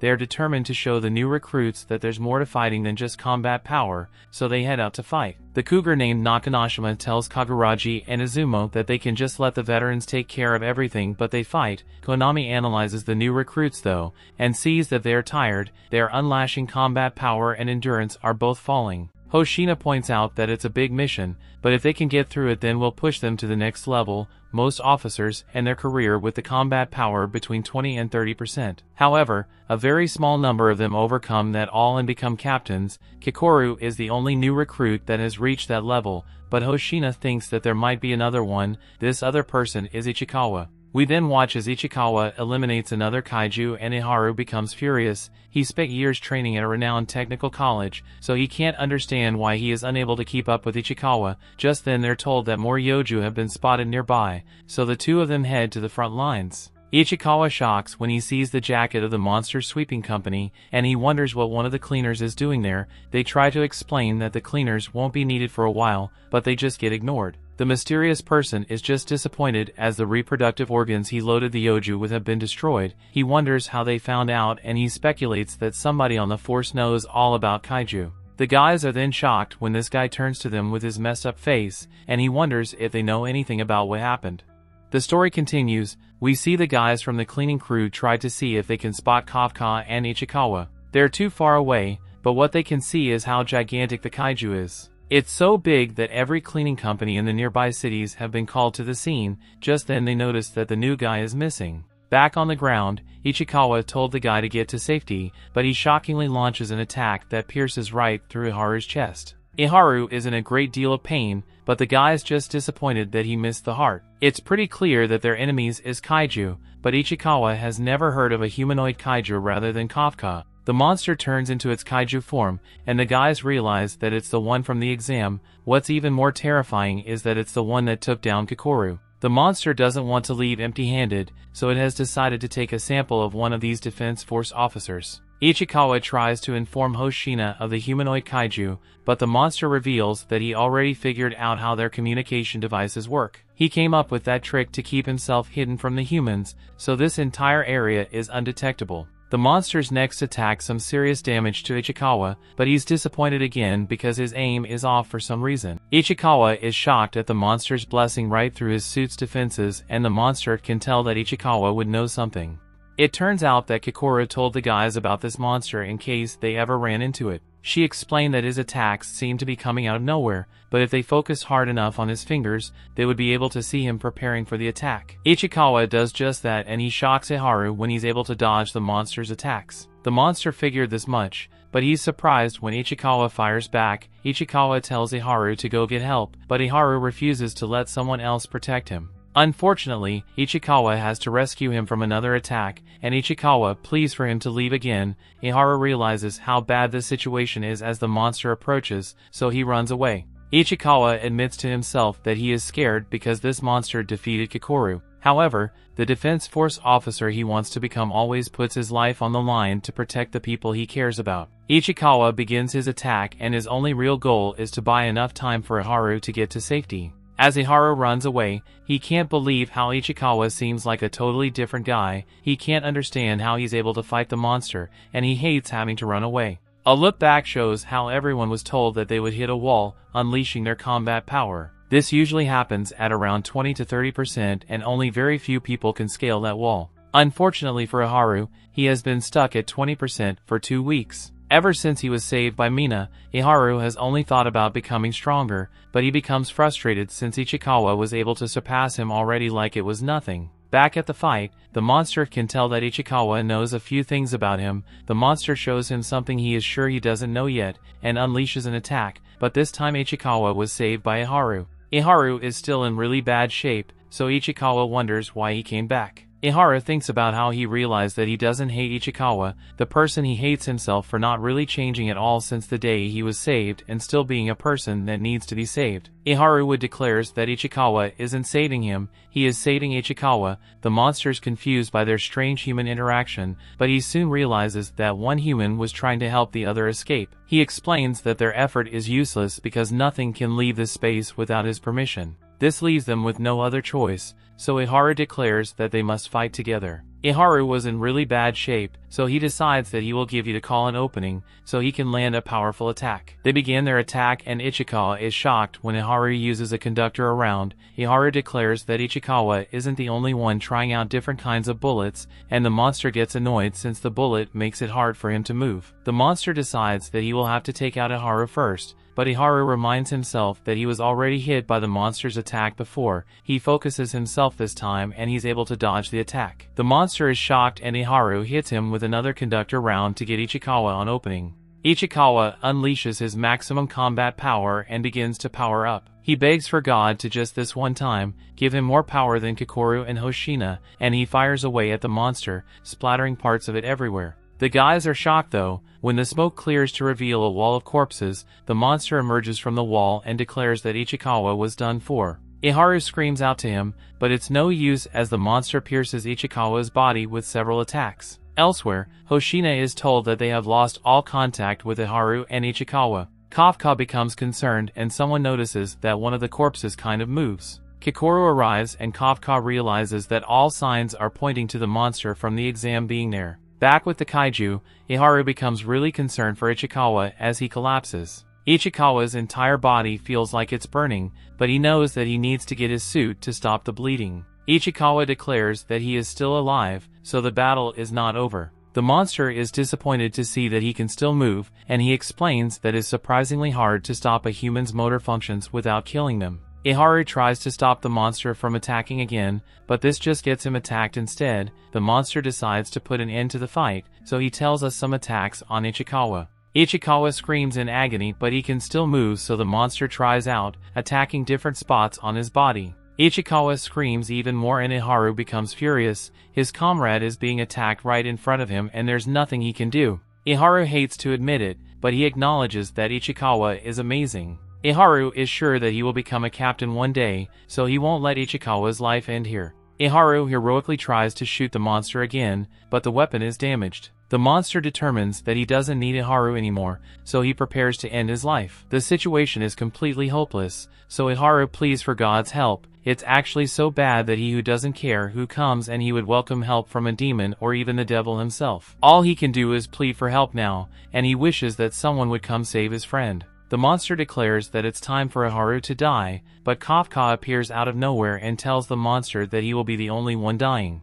Kafka sends a beast flying with a punch, and it doesn't even know what just happened. The monster can see its own body, and he realizes that his head was knocked. Kafka rushes to Ichikawa and apologizes for being late. Ichikawa was disappointed in himself and realizes just how weak he is. He wanted nothing more than to prevent this from happening, but in the end he made Kafka transform again. Iharu watches in shock as he can't believe that there's another humanoid kaiju. The monster sees this as well and realizes that Kafka is kaiju number 8. Kafka keeps a positive attitude as he tells Ichikawa that he needs to have his suit heal his wounds, and he has a good laugh because that's something he can't do himself. Ichikawa just wants Kafka to be careful, so Kafka just says to let him handle the monster. Ichikawa is still concerned though as he has a bad feeling about this. The monster wonders why another kaiju is getting in his way, and he admits that kaiju number 8 is much stronger than he thought he would be. Because of this, he would like half his corpse so he can use it. Just then the monster sent the shot right through Kafka and Ichikawa is shocked that he managed to hurt Kafka in his kaiju form. The monster realizes that it will take much more than that to eliminate Kafka, so he powers up a much more powerful attack. Iharu is shocked when he realizes that the monster wasn't taking them seriously at all, and Ichikawa tells Kafka to run away. Kafka doesn't listen though and just gets really angry when he realizes how much pain the monster causing his friends. Everyone is shocked when Kafka's rage causes him to release a ton of power from just his voice, and he's able to deflect all the monster's attacks with the scream. Kafka then unleashes a barrage of attacks and the monster prepares to protect himself with his wall of corpses. Kafka just breaks through the wall though, and the monster realizes that he can't take another direct hit. He desperately tries to protect himself, but he is shocked that Kafka is pushing him back. This is incredibly abnormal and the damage he has taken is taking too long to repair. The monster becomes confused by Kafka's dominance, so he decides that he must retreat. Unfortunately, he quickly realizes that there's no time to retreat. Kafka mounts himself to the ground to brace himself for his next attack, and he points out that the monster's core is in its torso. He tells the monster to brace himself as he's about to punch a hole right through him.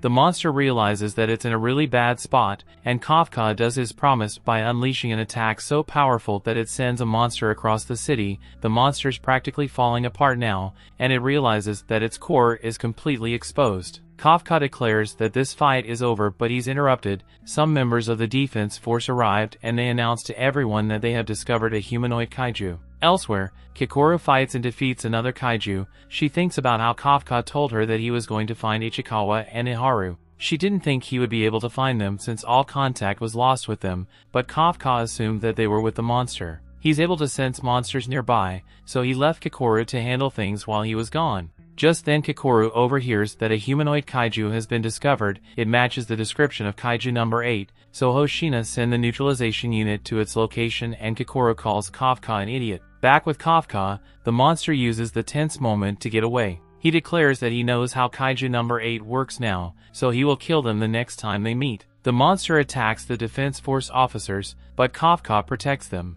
The monster is surprised that Kafka behaves like a human, even though he's a kaiju, and he vows that they will meet again one day. Kafka refuses to be caught, so he launches himself into the air to get away. He's disappointed that the monster got away, but he's glad to have rescued his friends. Just when Kafka thinks he got away, he is shocked when he is found by Hoshina. Hoshina declares to everyone that he has made contact with kaiju number 8 and everyone is stunned. Hoshina is upset because he thinks that kaiju number 8 was the one that hurt his men. Ichikawa overhears this and he wishes that he could tell Hoshina that kaiju number 8 is actually their comrade. He can't though, so Hoshina begins to attack Kafka. His attacks are incredibly dangerous and they push Kafka back. Kafka realizes that Hoshina wasn't lying before. He really is good at fighting smaller kaiju. Hoshina can tell the kaiju number 8 is pretty strong because he survived his attacks, but Hoshina decides it's time to stop messing around. Kafka has only seen Hoshina with a grin on his face, so he's taking her back when he sees what Hoshina looks like when he's eliminating kaiju.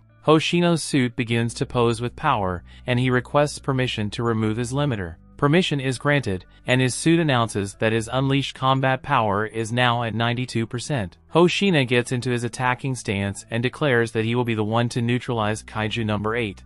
The story continues. We see Kafka isn't sure about what he should do since he doesn't want to use his powerful fist attack against Hoshina. He doesn't have much time to think at all though. As Hoshina has begun his attack, Kafka realizes that he won't be able to survive if he holds back, especially because Hoshina is so quick that Kafka can't harden his body fast enough to protect himself. Hoshina is not as strong as the humanoid kaiju, but he's definitely faster. Kafka was amazed by Kikoru's speed, but Hoshina was clearly on another level. Hoshina lands a devastating attack and Kafka wonders if Hoshina is using an attack that he can't see. Hoshina announces that he has located a kaiju number 8 core and Kafka heals himself. Hoshina doesn't move like a human, but Kafka reminds himself that he isn't a normal human either. The problem is that regenerating uses a lot of stamina, so he can't take any more hits. As Hoshina continues his attack, he thinks about how kaiju number 8 has fortitude of at least an 8, and this would make him a daikaiju.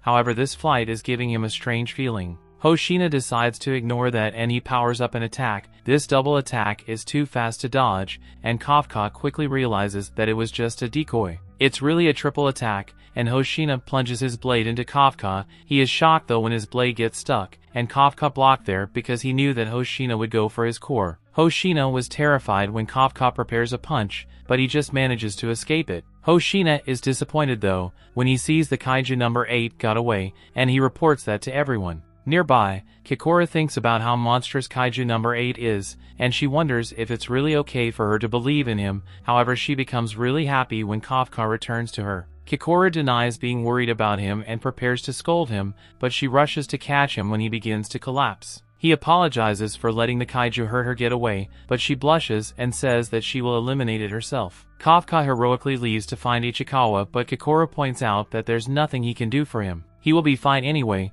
since the defense force has started using kaiju regeneration in their technology. She finally schools Kafka, but pointing out that he needs to worry about himself. Everyone knows that he made contact with Hoshina and they could easily find a clue that leads straight to him. Elsewhere, Mina says that she has never seen Hoshina so upset, and she takes a picture to remember it by. Mina then shocked to hear that Hoshina considers Kaiju number 8 to be so powerful that he would be classified as a Daikaiju. This would be the first one in 5 years, but Kaiju number 8 has not caused any casualties. He doesn't attack people indiscriminately, which is why Hoshina felt so strange fighting him. Hoshina realizes that Kaiju number 8 actually attacked his weapon instead of him, but he doesn't know why. Also, Kaiju number 8 movements made Hoshina feel like he was fighting a human rather than a kaiju. Mina instructs Hoshina to get some rest and declares that regardless of what kind of kaiju it is, it's their job to eliminate it. Just then they're told that the humanoid kaiju that first attacked was the same one from the exam.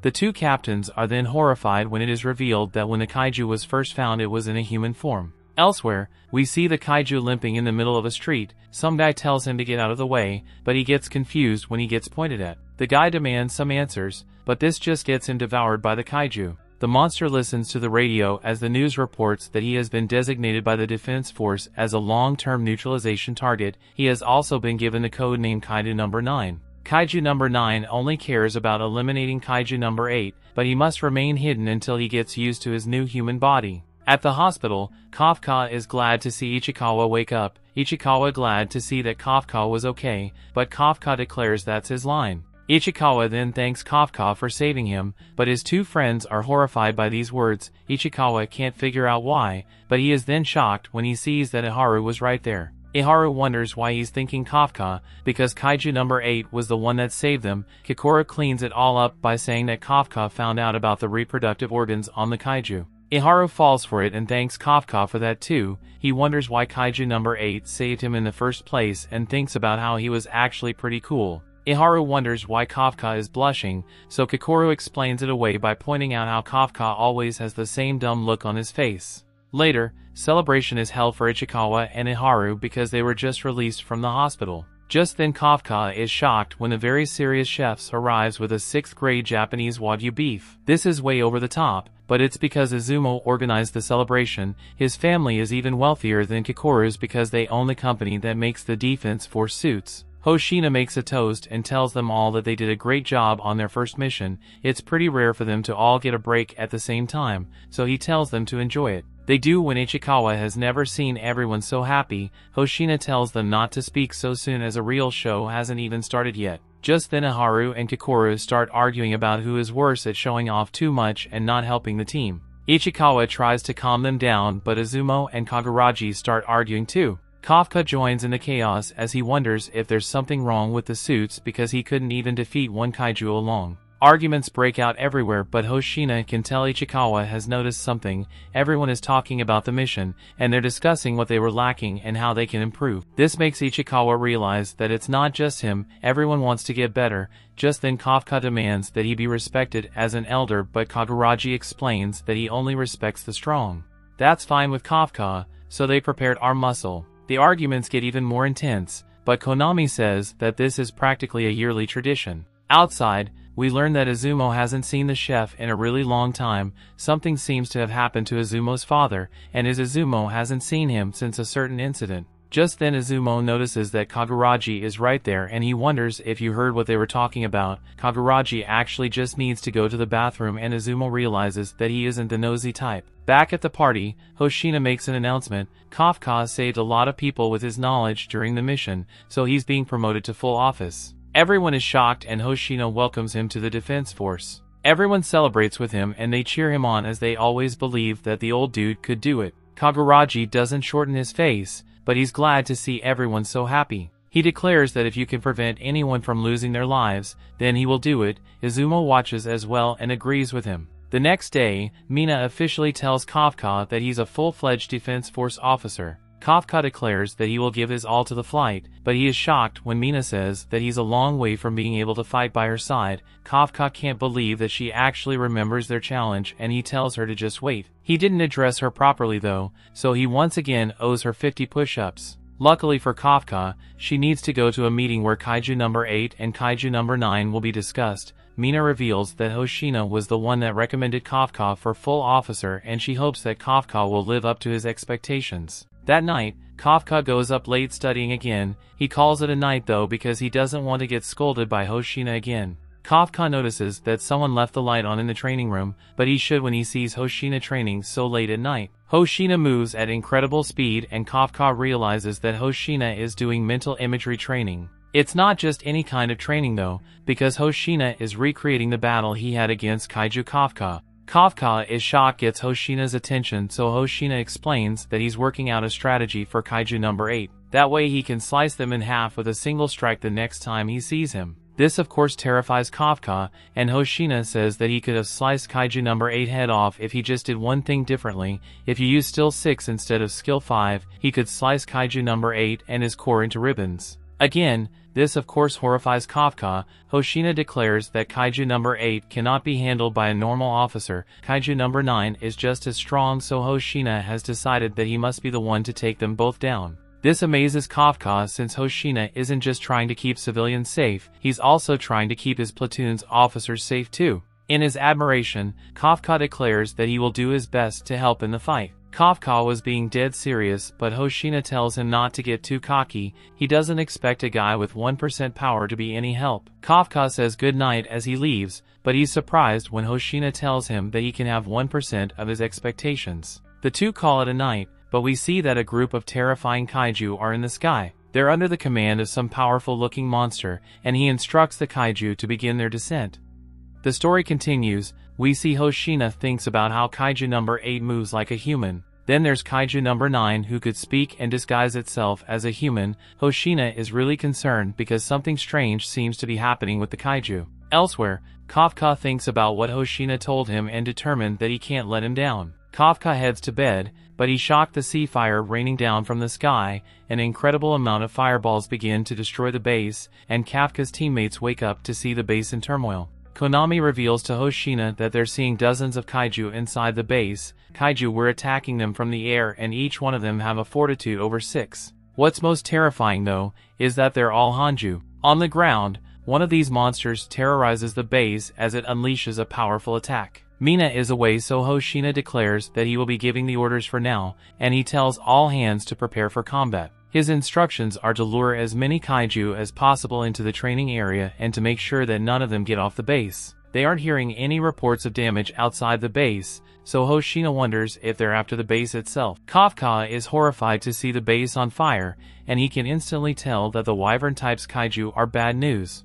He stops however as he realizes that them being wyvern types means that something is not right. Elsewhere, Hoshina has all rifle users head to the center of the base, where they will lure the kaiju shoot them. Just then Kafka explains to Hoshina that they only about a dozen or so wyvern-type kaiju are seeing each year. However, one thing has always been the same, they always appear alone. Hoshina determines that them arriving as a group this time means that something has the power to make them swallow their pride and the intelligence to act with the goal in mind. He predicts that they have a powerful leader. Just then this leader appears before Hoshina. It says that its target has been spotted, so Hoshina tells Kafka that he's hanging up now. The leader demands to know Hoshina has the strongest human at the base. Hoshina is just shocked that it can talk. Mina isn't there, so Hoshina says that he is the strongest, so the leader decides that Hoshina is his prey. Just then, Konami reveals that this leader is a Daikaiju class with the fortitude of 8.3. Hoshina tells the second command to handle the fight with the other kaiju so he can focus, but he must quickly dodge and attack from the Daikaiju.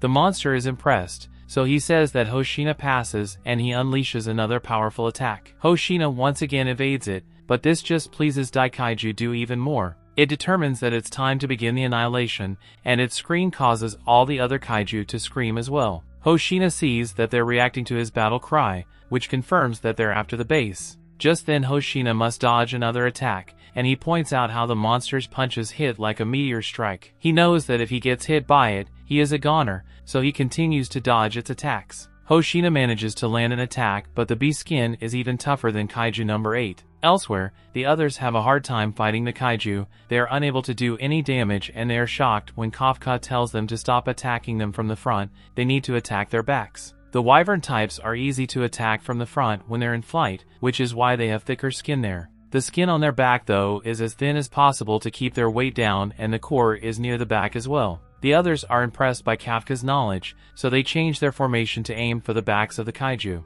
Izumo and Kaguragi team up to fight one of these beasts, and Kaguragi acts as a decoy. Izumo releases his full combat power to fire an attack, but he must start quickly when another kaiju appears to attack him. This is really terrifying because the kaiju are working together and watching each other's backs. No one knows what to do, so they're shocked when they hear Kakuru say that there's another way. Just then Kakuru appears out of nowhere running up blazing speed and she attacks the kaiju. She shows off a new weapon and declares that her plan is simply to use her unstoppable power to smash right through their front armor. A look back shows that in the base's underground weapon storage Kakuru was shocked to hear that a custom weapon was made especially for her. Normally you have to be a captain to receive one, but they decided to make an exception for Kakuru. Kaiju levels have been increasing and Kakuru is the third most powerful officer on base, so they have decided to treat her as part of their main force. Mina declares Kakuru is now officially the third strongest weapon after the captain and vice captain, so it's her job to annihilate the kaiju.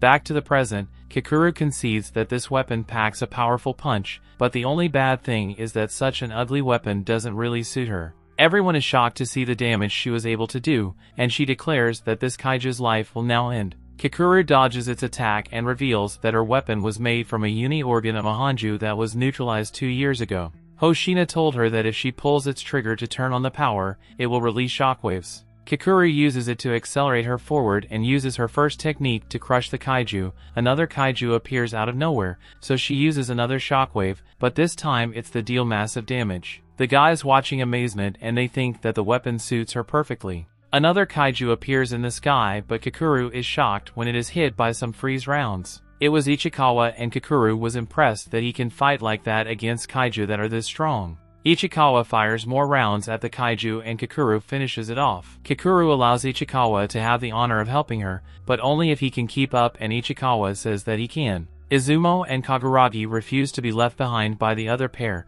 so they decide to hit the enemy from behind when Kakuru has them distracted. Hoshina is glad to hear that Kakuru is doing a good job, but he has a real problem on his hands with the leader. This thing's insane speed and power pushes Hoshina back, but what's most terrifying is that Hoshina can tell that Daikaiju is enjoying the fight. This is an emotion that kaiju are not supposed to have. Hoshina makes his way through Gate 3 and he gets upset when the beast destroys it. Just then he is shocked when the beast disappears. This terrifying monster explains the most kaiju can't fight him like Hoshina does, so can't wait to eat Hoshina and get even stronger. The leader sends Hoshina flying, but it acknowledges how strong Hoshina is, as he managed to slice his arm off. Just then Hoshina apologizes to Konami, as he has decided to skip procedure. Now that they're on the training grounds, he doesn't have to worry about hurting the officers, so he can go all out. Hoshina unleashes his 92% combat power and declares that it's time to neutralize this Daikaiju. Elsewhere, one girl finds herself in really bad trouble. Kafka nearby, but he will make it in time, so he transforms just his legs to rescue the girl. She is shocked to have been rescued by Kafka and assumes that he must have learned to use his suit. He just goes along with it, but the beast prepares to attack them. Luckily, they are saved by Kakuru and Ichikawa, so Kakuru tells them to get the injured to safety. Ichikawa then speaks directly to Kafka and tells him not to take any risks. He reminds Kafka that he's a full officer now and he needs to believe in his fellow officers. Kafka understands and he is amazed as he watches them fight. They work together to fight the kaiju and Kafka can only wonder when they learn such amazing teamwork. Just then Konami announces the other units have arrived to help. Kafka couldn't be happier since this means that the senior officers that were off duty have finally showed up. The platoon start forming a plan to work together and things are starting to seem more hopeful. They're managing to push back even without Mina being there. Kafka goes to help the wounded and thinks about how amazing his 3rd division is. Nearby, Hoshina tells the leader that they picked the fight with the wrong people and he is sure that they will win. The two begin fighting again and the Daikaiju realize is something.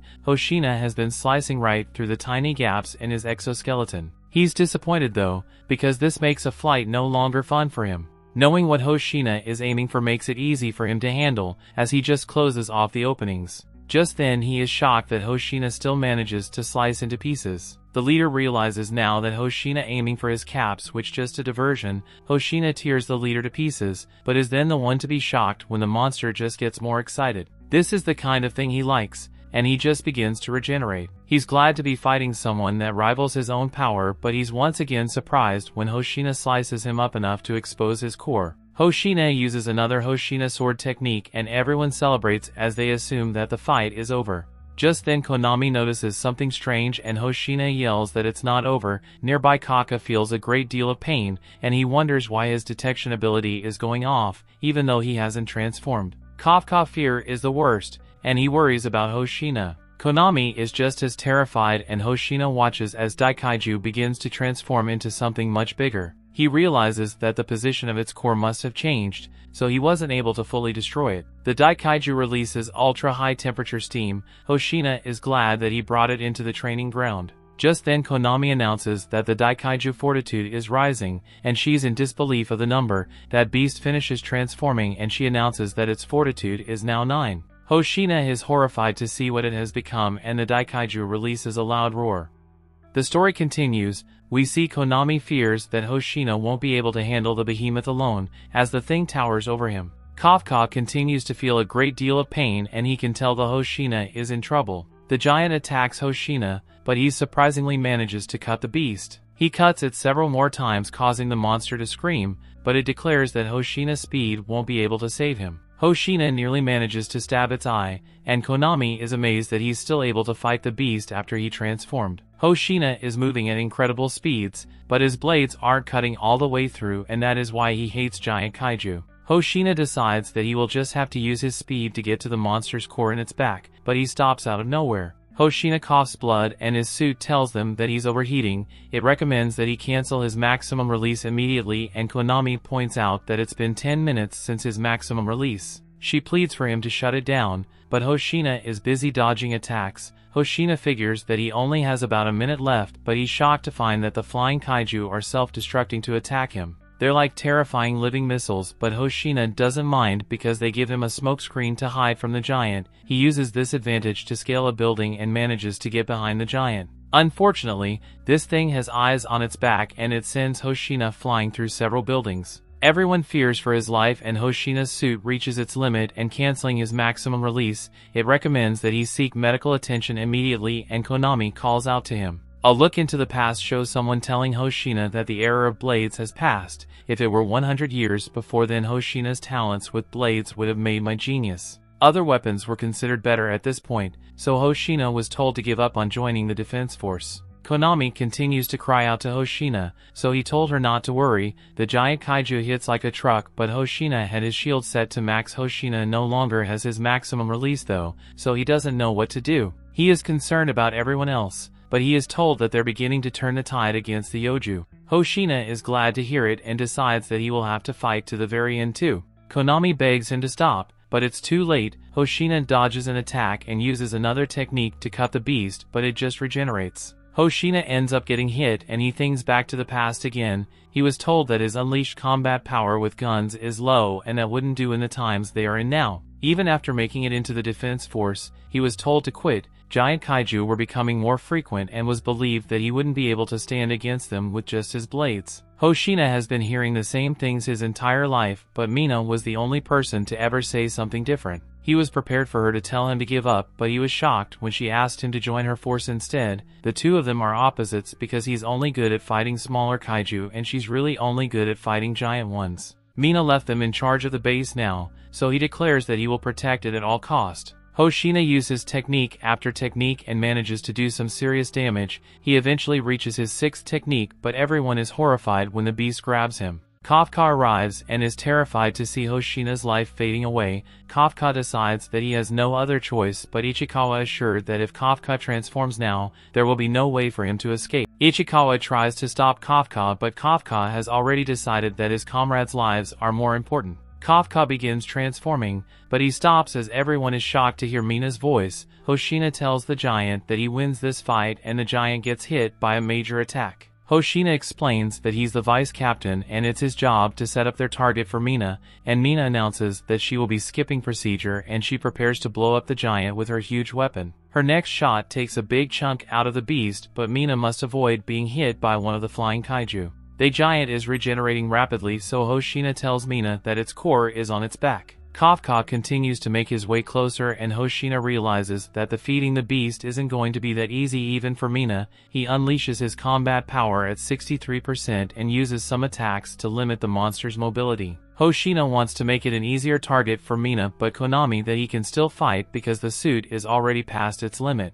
His attack being nullified by the monster's regeneration, so Hoshina realizes that his power output isn't enough. He has no clue what to do, but he is stunned when Kakuru comes out of nowhere. She uses her massive axe, but finds that she isn't strong enough to even scratch it yet. Kakuru was surprised though. When Hoshina tells her to keep going, he will cut open the monster's shell, so he wanted to chop into the wounds. The two do just that, and Kakuru is stunned when the plan works. Kakuru is now the one overheating though, but that's okay, because she did well to help make the monster less mobile. This allows Mina to land another attack and other monster's core is exposed. Mina only has one bullet left and everyone arrives to give her some support. They protect her and Hoshina instructs some of the others to attack the monster non-stop so it can't regenerate. The battle intensifies and Hoshina pushes himself more and more so he can keep striking the beast. Hoshina's body can barely keep going, but he's determined to slaves open a path. He refuses to give up because he knows that this is the only way he can leave his mark.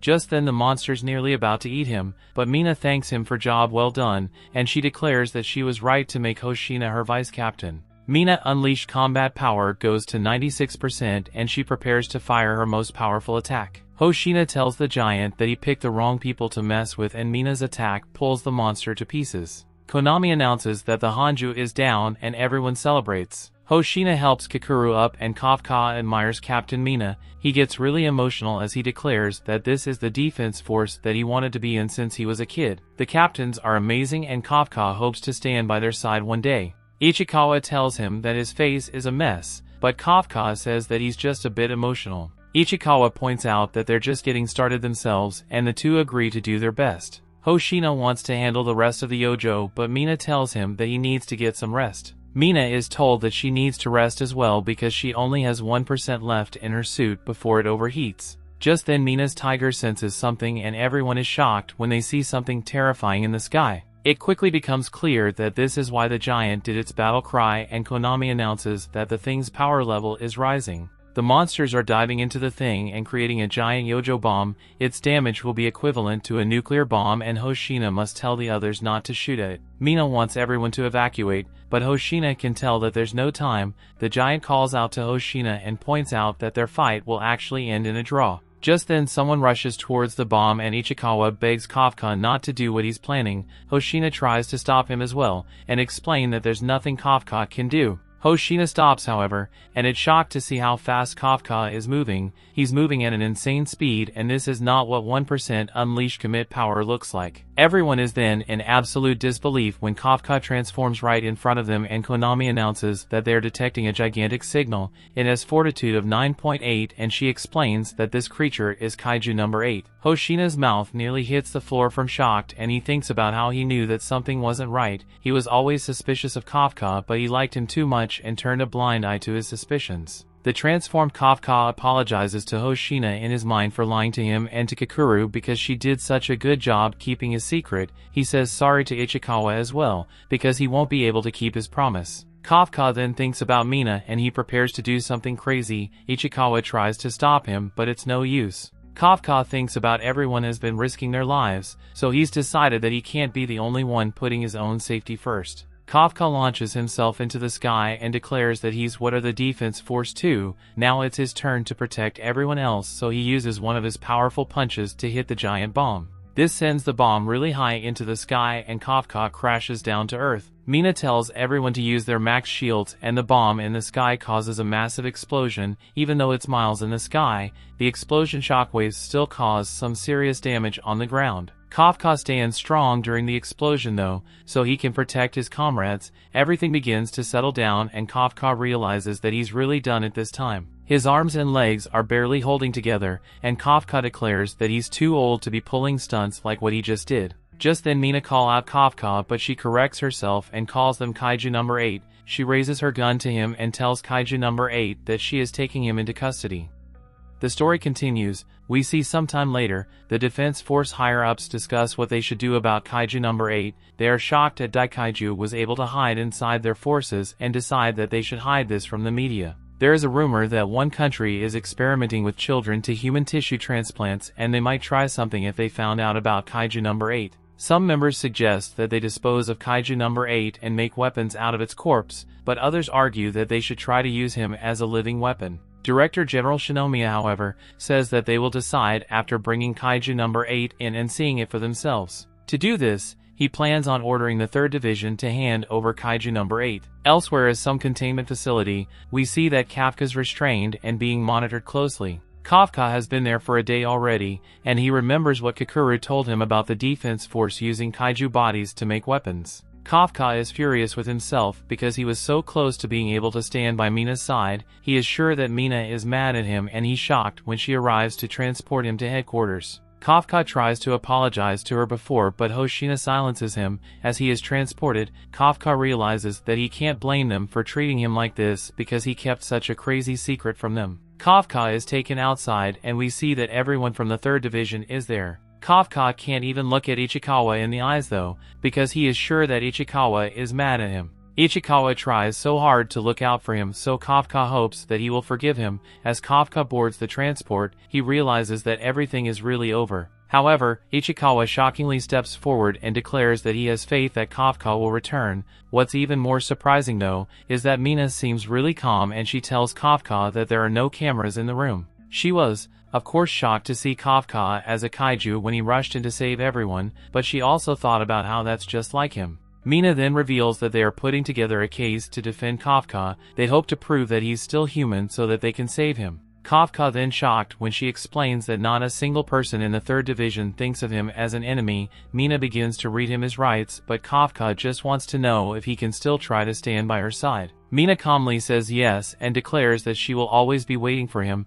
Kafka is really emotional and the transport leaves. Hoshina calls him a fool and has everyone in the 3rd Division salute as he leaves. Some old guy wonders Hoshina thinks he's doing, but Hoshina cleverly says that he's just saluting Captain Mina. At headquarters, Kafka sealed the way behind several barriers. Several days later, we see that the other members of Kafka's platoon are really upset. Iharu tries to keep everyone's spirits up by joking that Kafka's only kaiju with a beer belly, but Ichikawa doesn't even crack a smile. Some members sadly share stories about Kafka saving their lives, but Kaguragi points out that they don't make the decisions. The Neutralization Bureau will be the ones deciding Kafka's fate. A human turning into a kaiju is a really big deal, and if it gets out then it will lead to a worldwide panic. People would have to live their lives wondering if the person standing next to them is a kaiju. This is a terrifying thought, so the group realizes that it's too much for them to get involved with. Elsewhere, Mina asks Konami to do something for her. Konami shocked to see what she's asking for, but she assures Mina that she can handle it. Hoshina has asked what he thinks would happen to Kafka,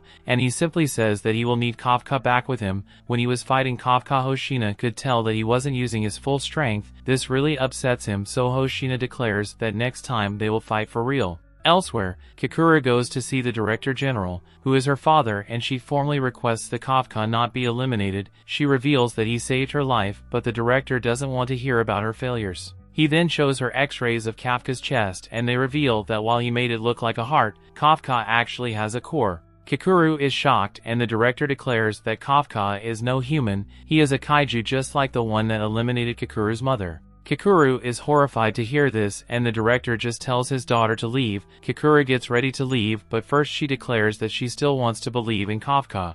In his cell, Kafka gets ready for another physical exam but just wishes he could get a nice bed to sleep in. He thinks about how he has so much to tell his friends and decide that he can't give up no matter what. Back with the others, Mina tells them that they will temporarily be split up and sent to other divisions. Their base has been destroyed and it's no longer suitable as a place to train new recruits. The higher-ups are concerned about all the Daikaiju appearing because they feel that this may be a chain of connected incidents. There is a possibility that more will appear, so Mina tells the guys that they must be ready because they are the key to stopping the Daikaiju. Mina reveals that that is why they will be taking the top rookies and training them across the vision boundaries. Izumo quite the critical thinker though, as he assumes that the higher-ups are actually just splitting up everyone who is close to Kafka so they can be monitored. Iharu refuses to take part if that's the case, but Mina assures them that this plan has been under consideration for some time. The guys are relieved, but they are still hesitant to leave the 3rd Division because they like it so much. They are shocked though,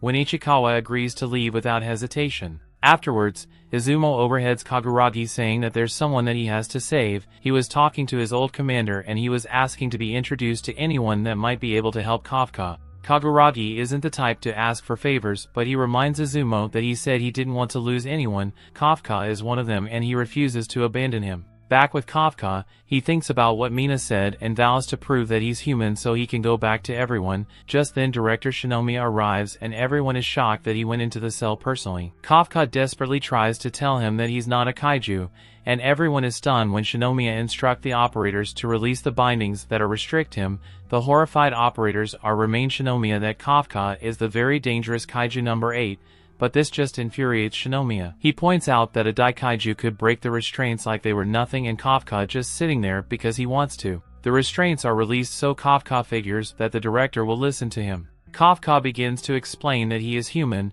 but Shinomiya shockingly just starts shooting at him. Kafka wonders what he's doing, but there's no time for questions as Shinomiya crushes his ribs. Shinomiya makes things very clear by explaining that a creature that can stop bullets with its bare skin can never be considered a human. He calls him Kaiju number 8 as he takes a sample of Kafka's blood, but Kafka declares that he's not a kaiju. He explains that he's Kafka Hibino, but Shinomiya gives a signal to the operators. Just then 2 cases are brought in and they contain 2 gloves. Shinomiya puts them on as operators announce that Kaiju number 2 cell synchronization is clear and activation is complete. Shinomiya powers up and declares that it's time to commence the disposal of Kaiju number 8. Kafka refuses to transform completely because he needs to prove that he's human, so he only transforms his arm. However, Shinomiya's fearsome attack rips Kafka's arm off and he takes some serious damage. Kikuru is worried about Kafka, but the other directors are pleased to see that Shinomiya still has it. He's the man that was once called the strongest soldier that the defense force had ever seen.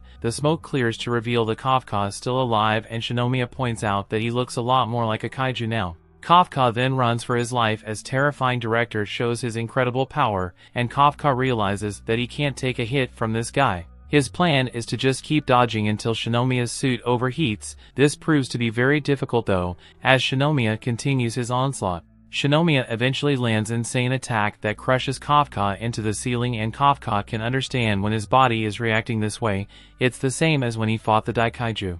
Kafka is confused by this because there are no daikaiju around, but he's done horrified when he realizes what's going on. Another director explains that several years ago, the country was nearly destroyed by Kaiju number 2. It was only the second kaiju to ever be given a number. It had incredible power and Shinomiya's suit and arm were made from Kaiju number 2. What's even more incredible is that Shinomiya is the only person that has ever been able to use them. Shinomiya is dealing some serious damage, so Kafka can't take anymore. He tries to escape, but he's shocked to find that Shinomiya has removed his legs somehow. Kikuru screams out to Kafka as Shinomiya lands a devastating blow, but everyone is shocked when Kafka finally transforms completely. Shinomiya is glad that the kaiju has finally shown his true self, and Kikuru can tell that something is wrong. Kafka hasn't said a single word and instead he lets out a monstrous roar. This shatters everything in the surrounding area, and Kikuru is sure that something is not right. Deep down inside Kafka, we see that he can no longer control his body. He's horrified to see that he's transforming into more of a monster, and the kaiju that entered his body keeps telling him to eliminate everyone.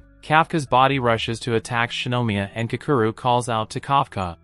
While all this is going on, Ichikawa is pushing himself hard with his workout, so Iharu asked him to take a break. He also asked Ichikawa what he was thinking when he agreed to get moved to a different unit, so Ichikawa responds that he wants to become stronger. Iharu tells him that he could still get strong if he stayed in their unit, and while that may be true, Ichikawa wants to get stronger as fast as possible so that he can protect Kafka next time instead of meaning to be protected. Iharu asks if Ichikawa really thinks Kafka is going to make it back to them, but he doesn't just believe it, he knows it for a fact, and when Kafka returns, he doesn't want to regret his weakness anymore. After hearing Ichikawa's reasons, Iharu gets the sudden urge to train hard as well so he doesn't fall behind, but then they get interrupted by the platoon leaders. They know today is the day HQ makes their decision on what to do with Kafka, so it must be hard to stay focused at a time like this, but they assure Ichikawa and Iharu that things will probably be alright since they all send in letters asking for Kafka to be spared, and Mina was even summoned as well, so there has to be some good news. Meanwhile, as Mina arrives at the Defense Force HQ, she's informed that Director Shinomiya is currently testing Kafka, so she should wait in the meeting room until he returns, but she doesn't have a high enough rank to be allowed to sit, so she's told to just stand next to the table. At the same time, the fight between director Shinomiya and Kafka is still going on, and as Kafka charges at him, he unleashes a jet-powered punch straight Shinomiya, but Shinomiya it and remarks that Kafka is incredibly fast but still easy to predict. However, he was mistaken about Kafka being predictable, as Kafka proceeds to twist his spine backwards to deliver a second punch right after, so Shinomiya is forced to block. He wasn't expecting Kafka to damage his own body in order to attack, so he now realizes that he needs to be extra careful. Kafka is still trying to stop his kaiju body from attacking Shinomiya, but it's not working as his body unleashes a series of punches, smashing Shinomiya into the ground. Shinomiya manages to escape by kicking Kafka's leg, but if it weren't for the powerful feels of the number 2 gauntlets, he would have died from that attack instantly. While Kafka is still in the air, he performs a shockwave punch and launches him into the side of the vault, but then he takes a closer look and realizes that Kafka's core isn't there. It is at this moment that he realizes Kafka must have removed his core at the last second in order to regenerate a new body behind him. Kafka and Shinomiya have a head-on clash, and the force is so great that the vault begins to crack under the pressure. They just lost the second layer of shields, but some damage is to be expected since they have 2 of the strongest kaijus in the world fighting in their number 8 and number 2. Still, the deputy finds it strange that the fight has lasted this long in the first place, since Shinomiya could have easily killed Kafka with his first attack, while Kafka was still holding back if he really wanted to, and Kakuru assumes that this must mean her father is trying to give Kafka a chance to prove himself. Back at the 3rd Division base, Kaguragi is talking about how he came to the defense force because he wanted to save lives, but he ended up getting saved by Kafka instead. Even if he is a kaiju, he has saved many lives and hasn't done any harm whatsoever, so he firmly believed Kafka should be judged based on his actions. However, right now his actions are trying to murder Shinomiya. Shinomiya dodges Kafka's punch and gets behind him to deliver several shockwave punches of his own. However, while they look like they did damage before Shinomiya could even land on the ground, he has a huge chunk of his abdomen and carved out by Kafka, and things are starting to look bad for him. Kafka is still trying everything he can to stop himself, but nothing is working, so he keeps attacking Shinomiya, and Shinomiya is forced to go on the defensive with whistle shields. However, Kafka overpowers him regardless and sends Shinomiya flying. As a last-ditch effort, Shinomiya unleashes all the power of the number 2 gauntlets and launches an energy blast at Kafka, but it does no damage to him, and Kafka counters with an energy blast of his own. He then grabs Shinomiya and slams him into the wall, and all the while, Kafka is desperately trying to stop himself since he doesn't want to kill Kakuru's father while she's watching. Kakuru can't bear to see her father be put on the verge of death, and she remembers the promise she made to Kafka about killing him if he ever became a danger to mankind, but she still wants to have faith that Kafka can regain control of himself. Kafka is giving it everything he's got to take control of his body back, but then that kaiju worm shows up out of nowhere and chomps down on him. It looks like Kafka has permanently lost control of his body now, and Shinomiya is regretting his choice to give Kafka a chance. But while he's drowning the metaphor pool of his mind, Kafka sees a memory of Mina saying she will be waiting for him, and that was enough to give him the will for one final push to control his body. So before he could punch Shinomiya to death, he uses his arm to stab himself through the chest, and before he passes out, he tells director Shinomiya once more that he is not just a kaiju. After Kafka collapses, he immediately has a blade brought to his neck, but Shinomiya tells Narumi to stand down. Narumi reluctantly withdraws his blade and tells his men to stand down, but Shinomiya went through all the trouble of asking Narumi, the 1st Division commander, to stand by his backup, and while he was getting hit he asked handed to him, he refused to give the signal to engage. Shinomiya says he had everything under control, although Kafka was a bit stronger than he had expected. He then calls for the base medics to come in and take Kafka away for treatment since his core may be damaged. In the meantime, Narumi asks Shinomiya what he intends to do with Kafka now, and it looks like Shinomiya has already made up his mind. Later, a board meeting is held where they tell Mina that Shinomiya has already decided on what will be done with Kafka, but they would like to hear testimony from Mina as his commanding officer. She's been watching after since the day he joined the defense force, but the records show that she has known him from long before either of them joined the force. Mina confirms this to be true, although she adds that she has never once given him any sort of preferential treatment. The board knows this to be true, since many even elected to fail Kafka during the exam, and it was actually Hoshina who elected to have Kafka be accepted. Before they start, they make it clear to Mina that a decision has already been reached, so her testimony will have no effect on the fate of Kafka. They're just asking for her testimony as part of the paperwork they need to do, so they don't want her to feel responsible whatever the outcome may be. Mina understands, so she begins giving her report on Kafka. She can't confirm whether Kafka is truly human or kaiju, but she can attest to his actions as a defense force member. During the Mushroom Kaiju incident, Kafka contributed to his team by discovering the reproductive organs that would have caused a citywide disaster otherwise. And most notably, he saved everyone in the 3rd Division and the surrounding area from being wiped out by the Kaiju bomb. The board members don't seem to care about the lives have to save and instead say that he only managed to accomplish that by using his Kaiju powers. Mina doesn't deny it, since when he first joined his combat power was 0%, so he was only allowed to pass as a backup. He also failed the exam 12 times prior to that, so in terms of age, he's the oldest person on her team. However, in spite of all this, and the fact that his body turned into a kaiju, he never stopped trying to save people. Out of all the people she knows have to hates giving up the most, and he has more humanity than anyone else. If anything is going to be considered when deciding the fate of Kafka, Mina believes it should be his heart. The board members become irate because they didn't ask for her personal opinion, but Director Shinomiya thanks Mina for her time and said she can return to her post now. Once Mina leaves, the other board members believe they can just ignore everything she said and go ahead with the execution of Kafka. However, the decision is still one for Director Shinomiya to make. Down the medical bay, Kafka is being treated for his wounds, and while he's unconscious, we learn that he has a deep hatred for kaiju after what they made Mina go through during their childhood, so he decided that if he was going to end up becoming an actual kaiju and losing his mind, he'd rather die as a human. Kafka later wakes up in a hospital bed and he is surprised still be alive, but then he notices Director Shinomiya sitting at his bedside. Shinomiya tells Kafka that there's no need to worry since he isn't here to hurt him, but Kafka was just relieved that he didn't end up killing Shinomiya since he would never be able to face Kikuru again if he did. He then asks if he has been accepted by the council as a human, but Shinomiya tells him that if Kafka really was a human, then impaling himself through the chest should have been a guaranteed death sentence, and he still managed to survive. The council has decided that Kafka is a kaiju without a doubt, but whether he's a threat or not remains to be seen. Right now there are a lot of people opposed to letting Kafka live, and when Shinomiya made the decision not to turn Kafka into kaiju equipment but rather let him live and fight for them, everyone in the room began to strongly protest. They said it was far too dangerous to let a kaiju fight for them, but after Shinomiya saw that Kafka was willing to end himself rather than become a full kaiju, he believes they can trust him to stay in control. It is a known fact that Kafka has been going on missions with the 3rd Division for months now without issues, and it is not clear if a weapon made from his body would even produce much power in the first place, so let him live is the most logical choice to combat the recent surge in powerful kaiju. The others still trying to argue that there are no precedents for something like this, but Shinomiya doesn't care if it's considered a war crime as long as it keeps the country safe. He reminds them all of the tragedy that took place with Kaiju number 6 and how over 200 officers lost their lives in that battle, including his wife. If something like that were to happen again with a large number of kaiju, then the country could easily be destroyed, but if they utilized Kafka's incredible power, they just might stand a chance. Even with all the points Shinomiya brought up, the others on the board still remain opposed to the decision, so while Kafka will be allowed to live from now, he needs to prove his usefulness if he wants to survive. Even if he's only seen as a weapon by the Defense Force, Kafka still sees himself as a Defense Force officer. He swears that he will make Director Shinomiya recognize him as one eventually.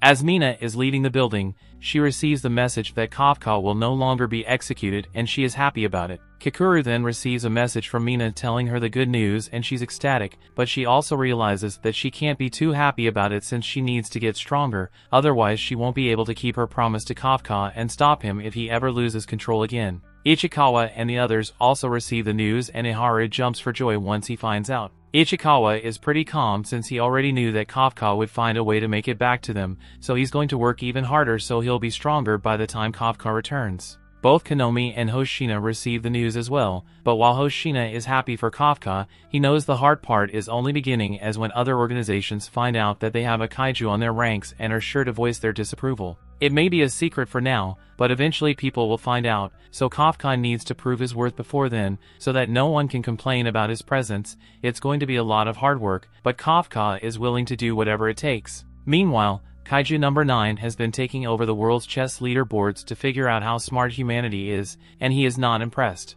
On individual level, humans aren't very smart, but their strength is in their ability to share information with one another, so he just needs to account for that. He then communicates with one of his clones and asks how his job is coming along, to which the clone responds that it has mapped out the base, so they are all set to move on to the next phase of their plan, and that plan is to regain the kaiju power that fell into the hands of the humans. That brings the season to an end.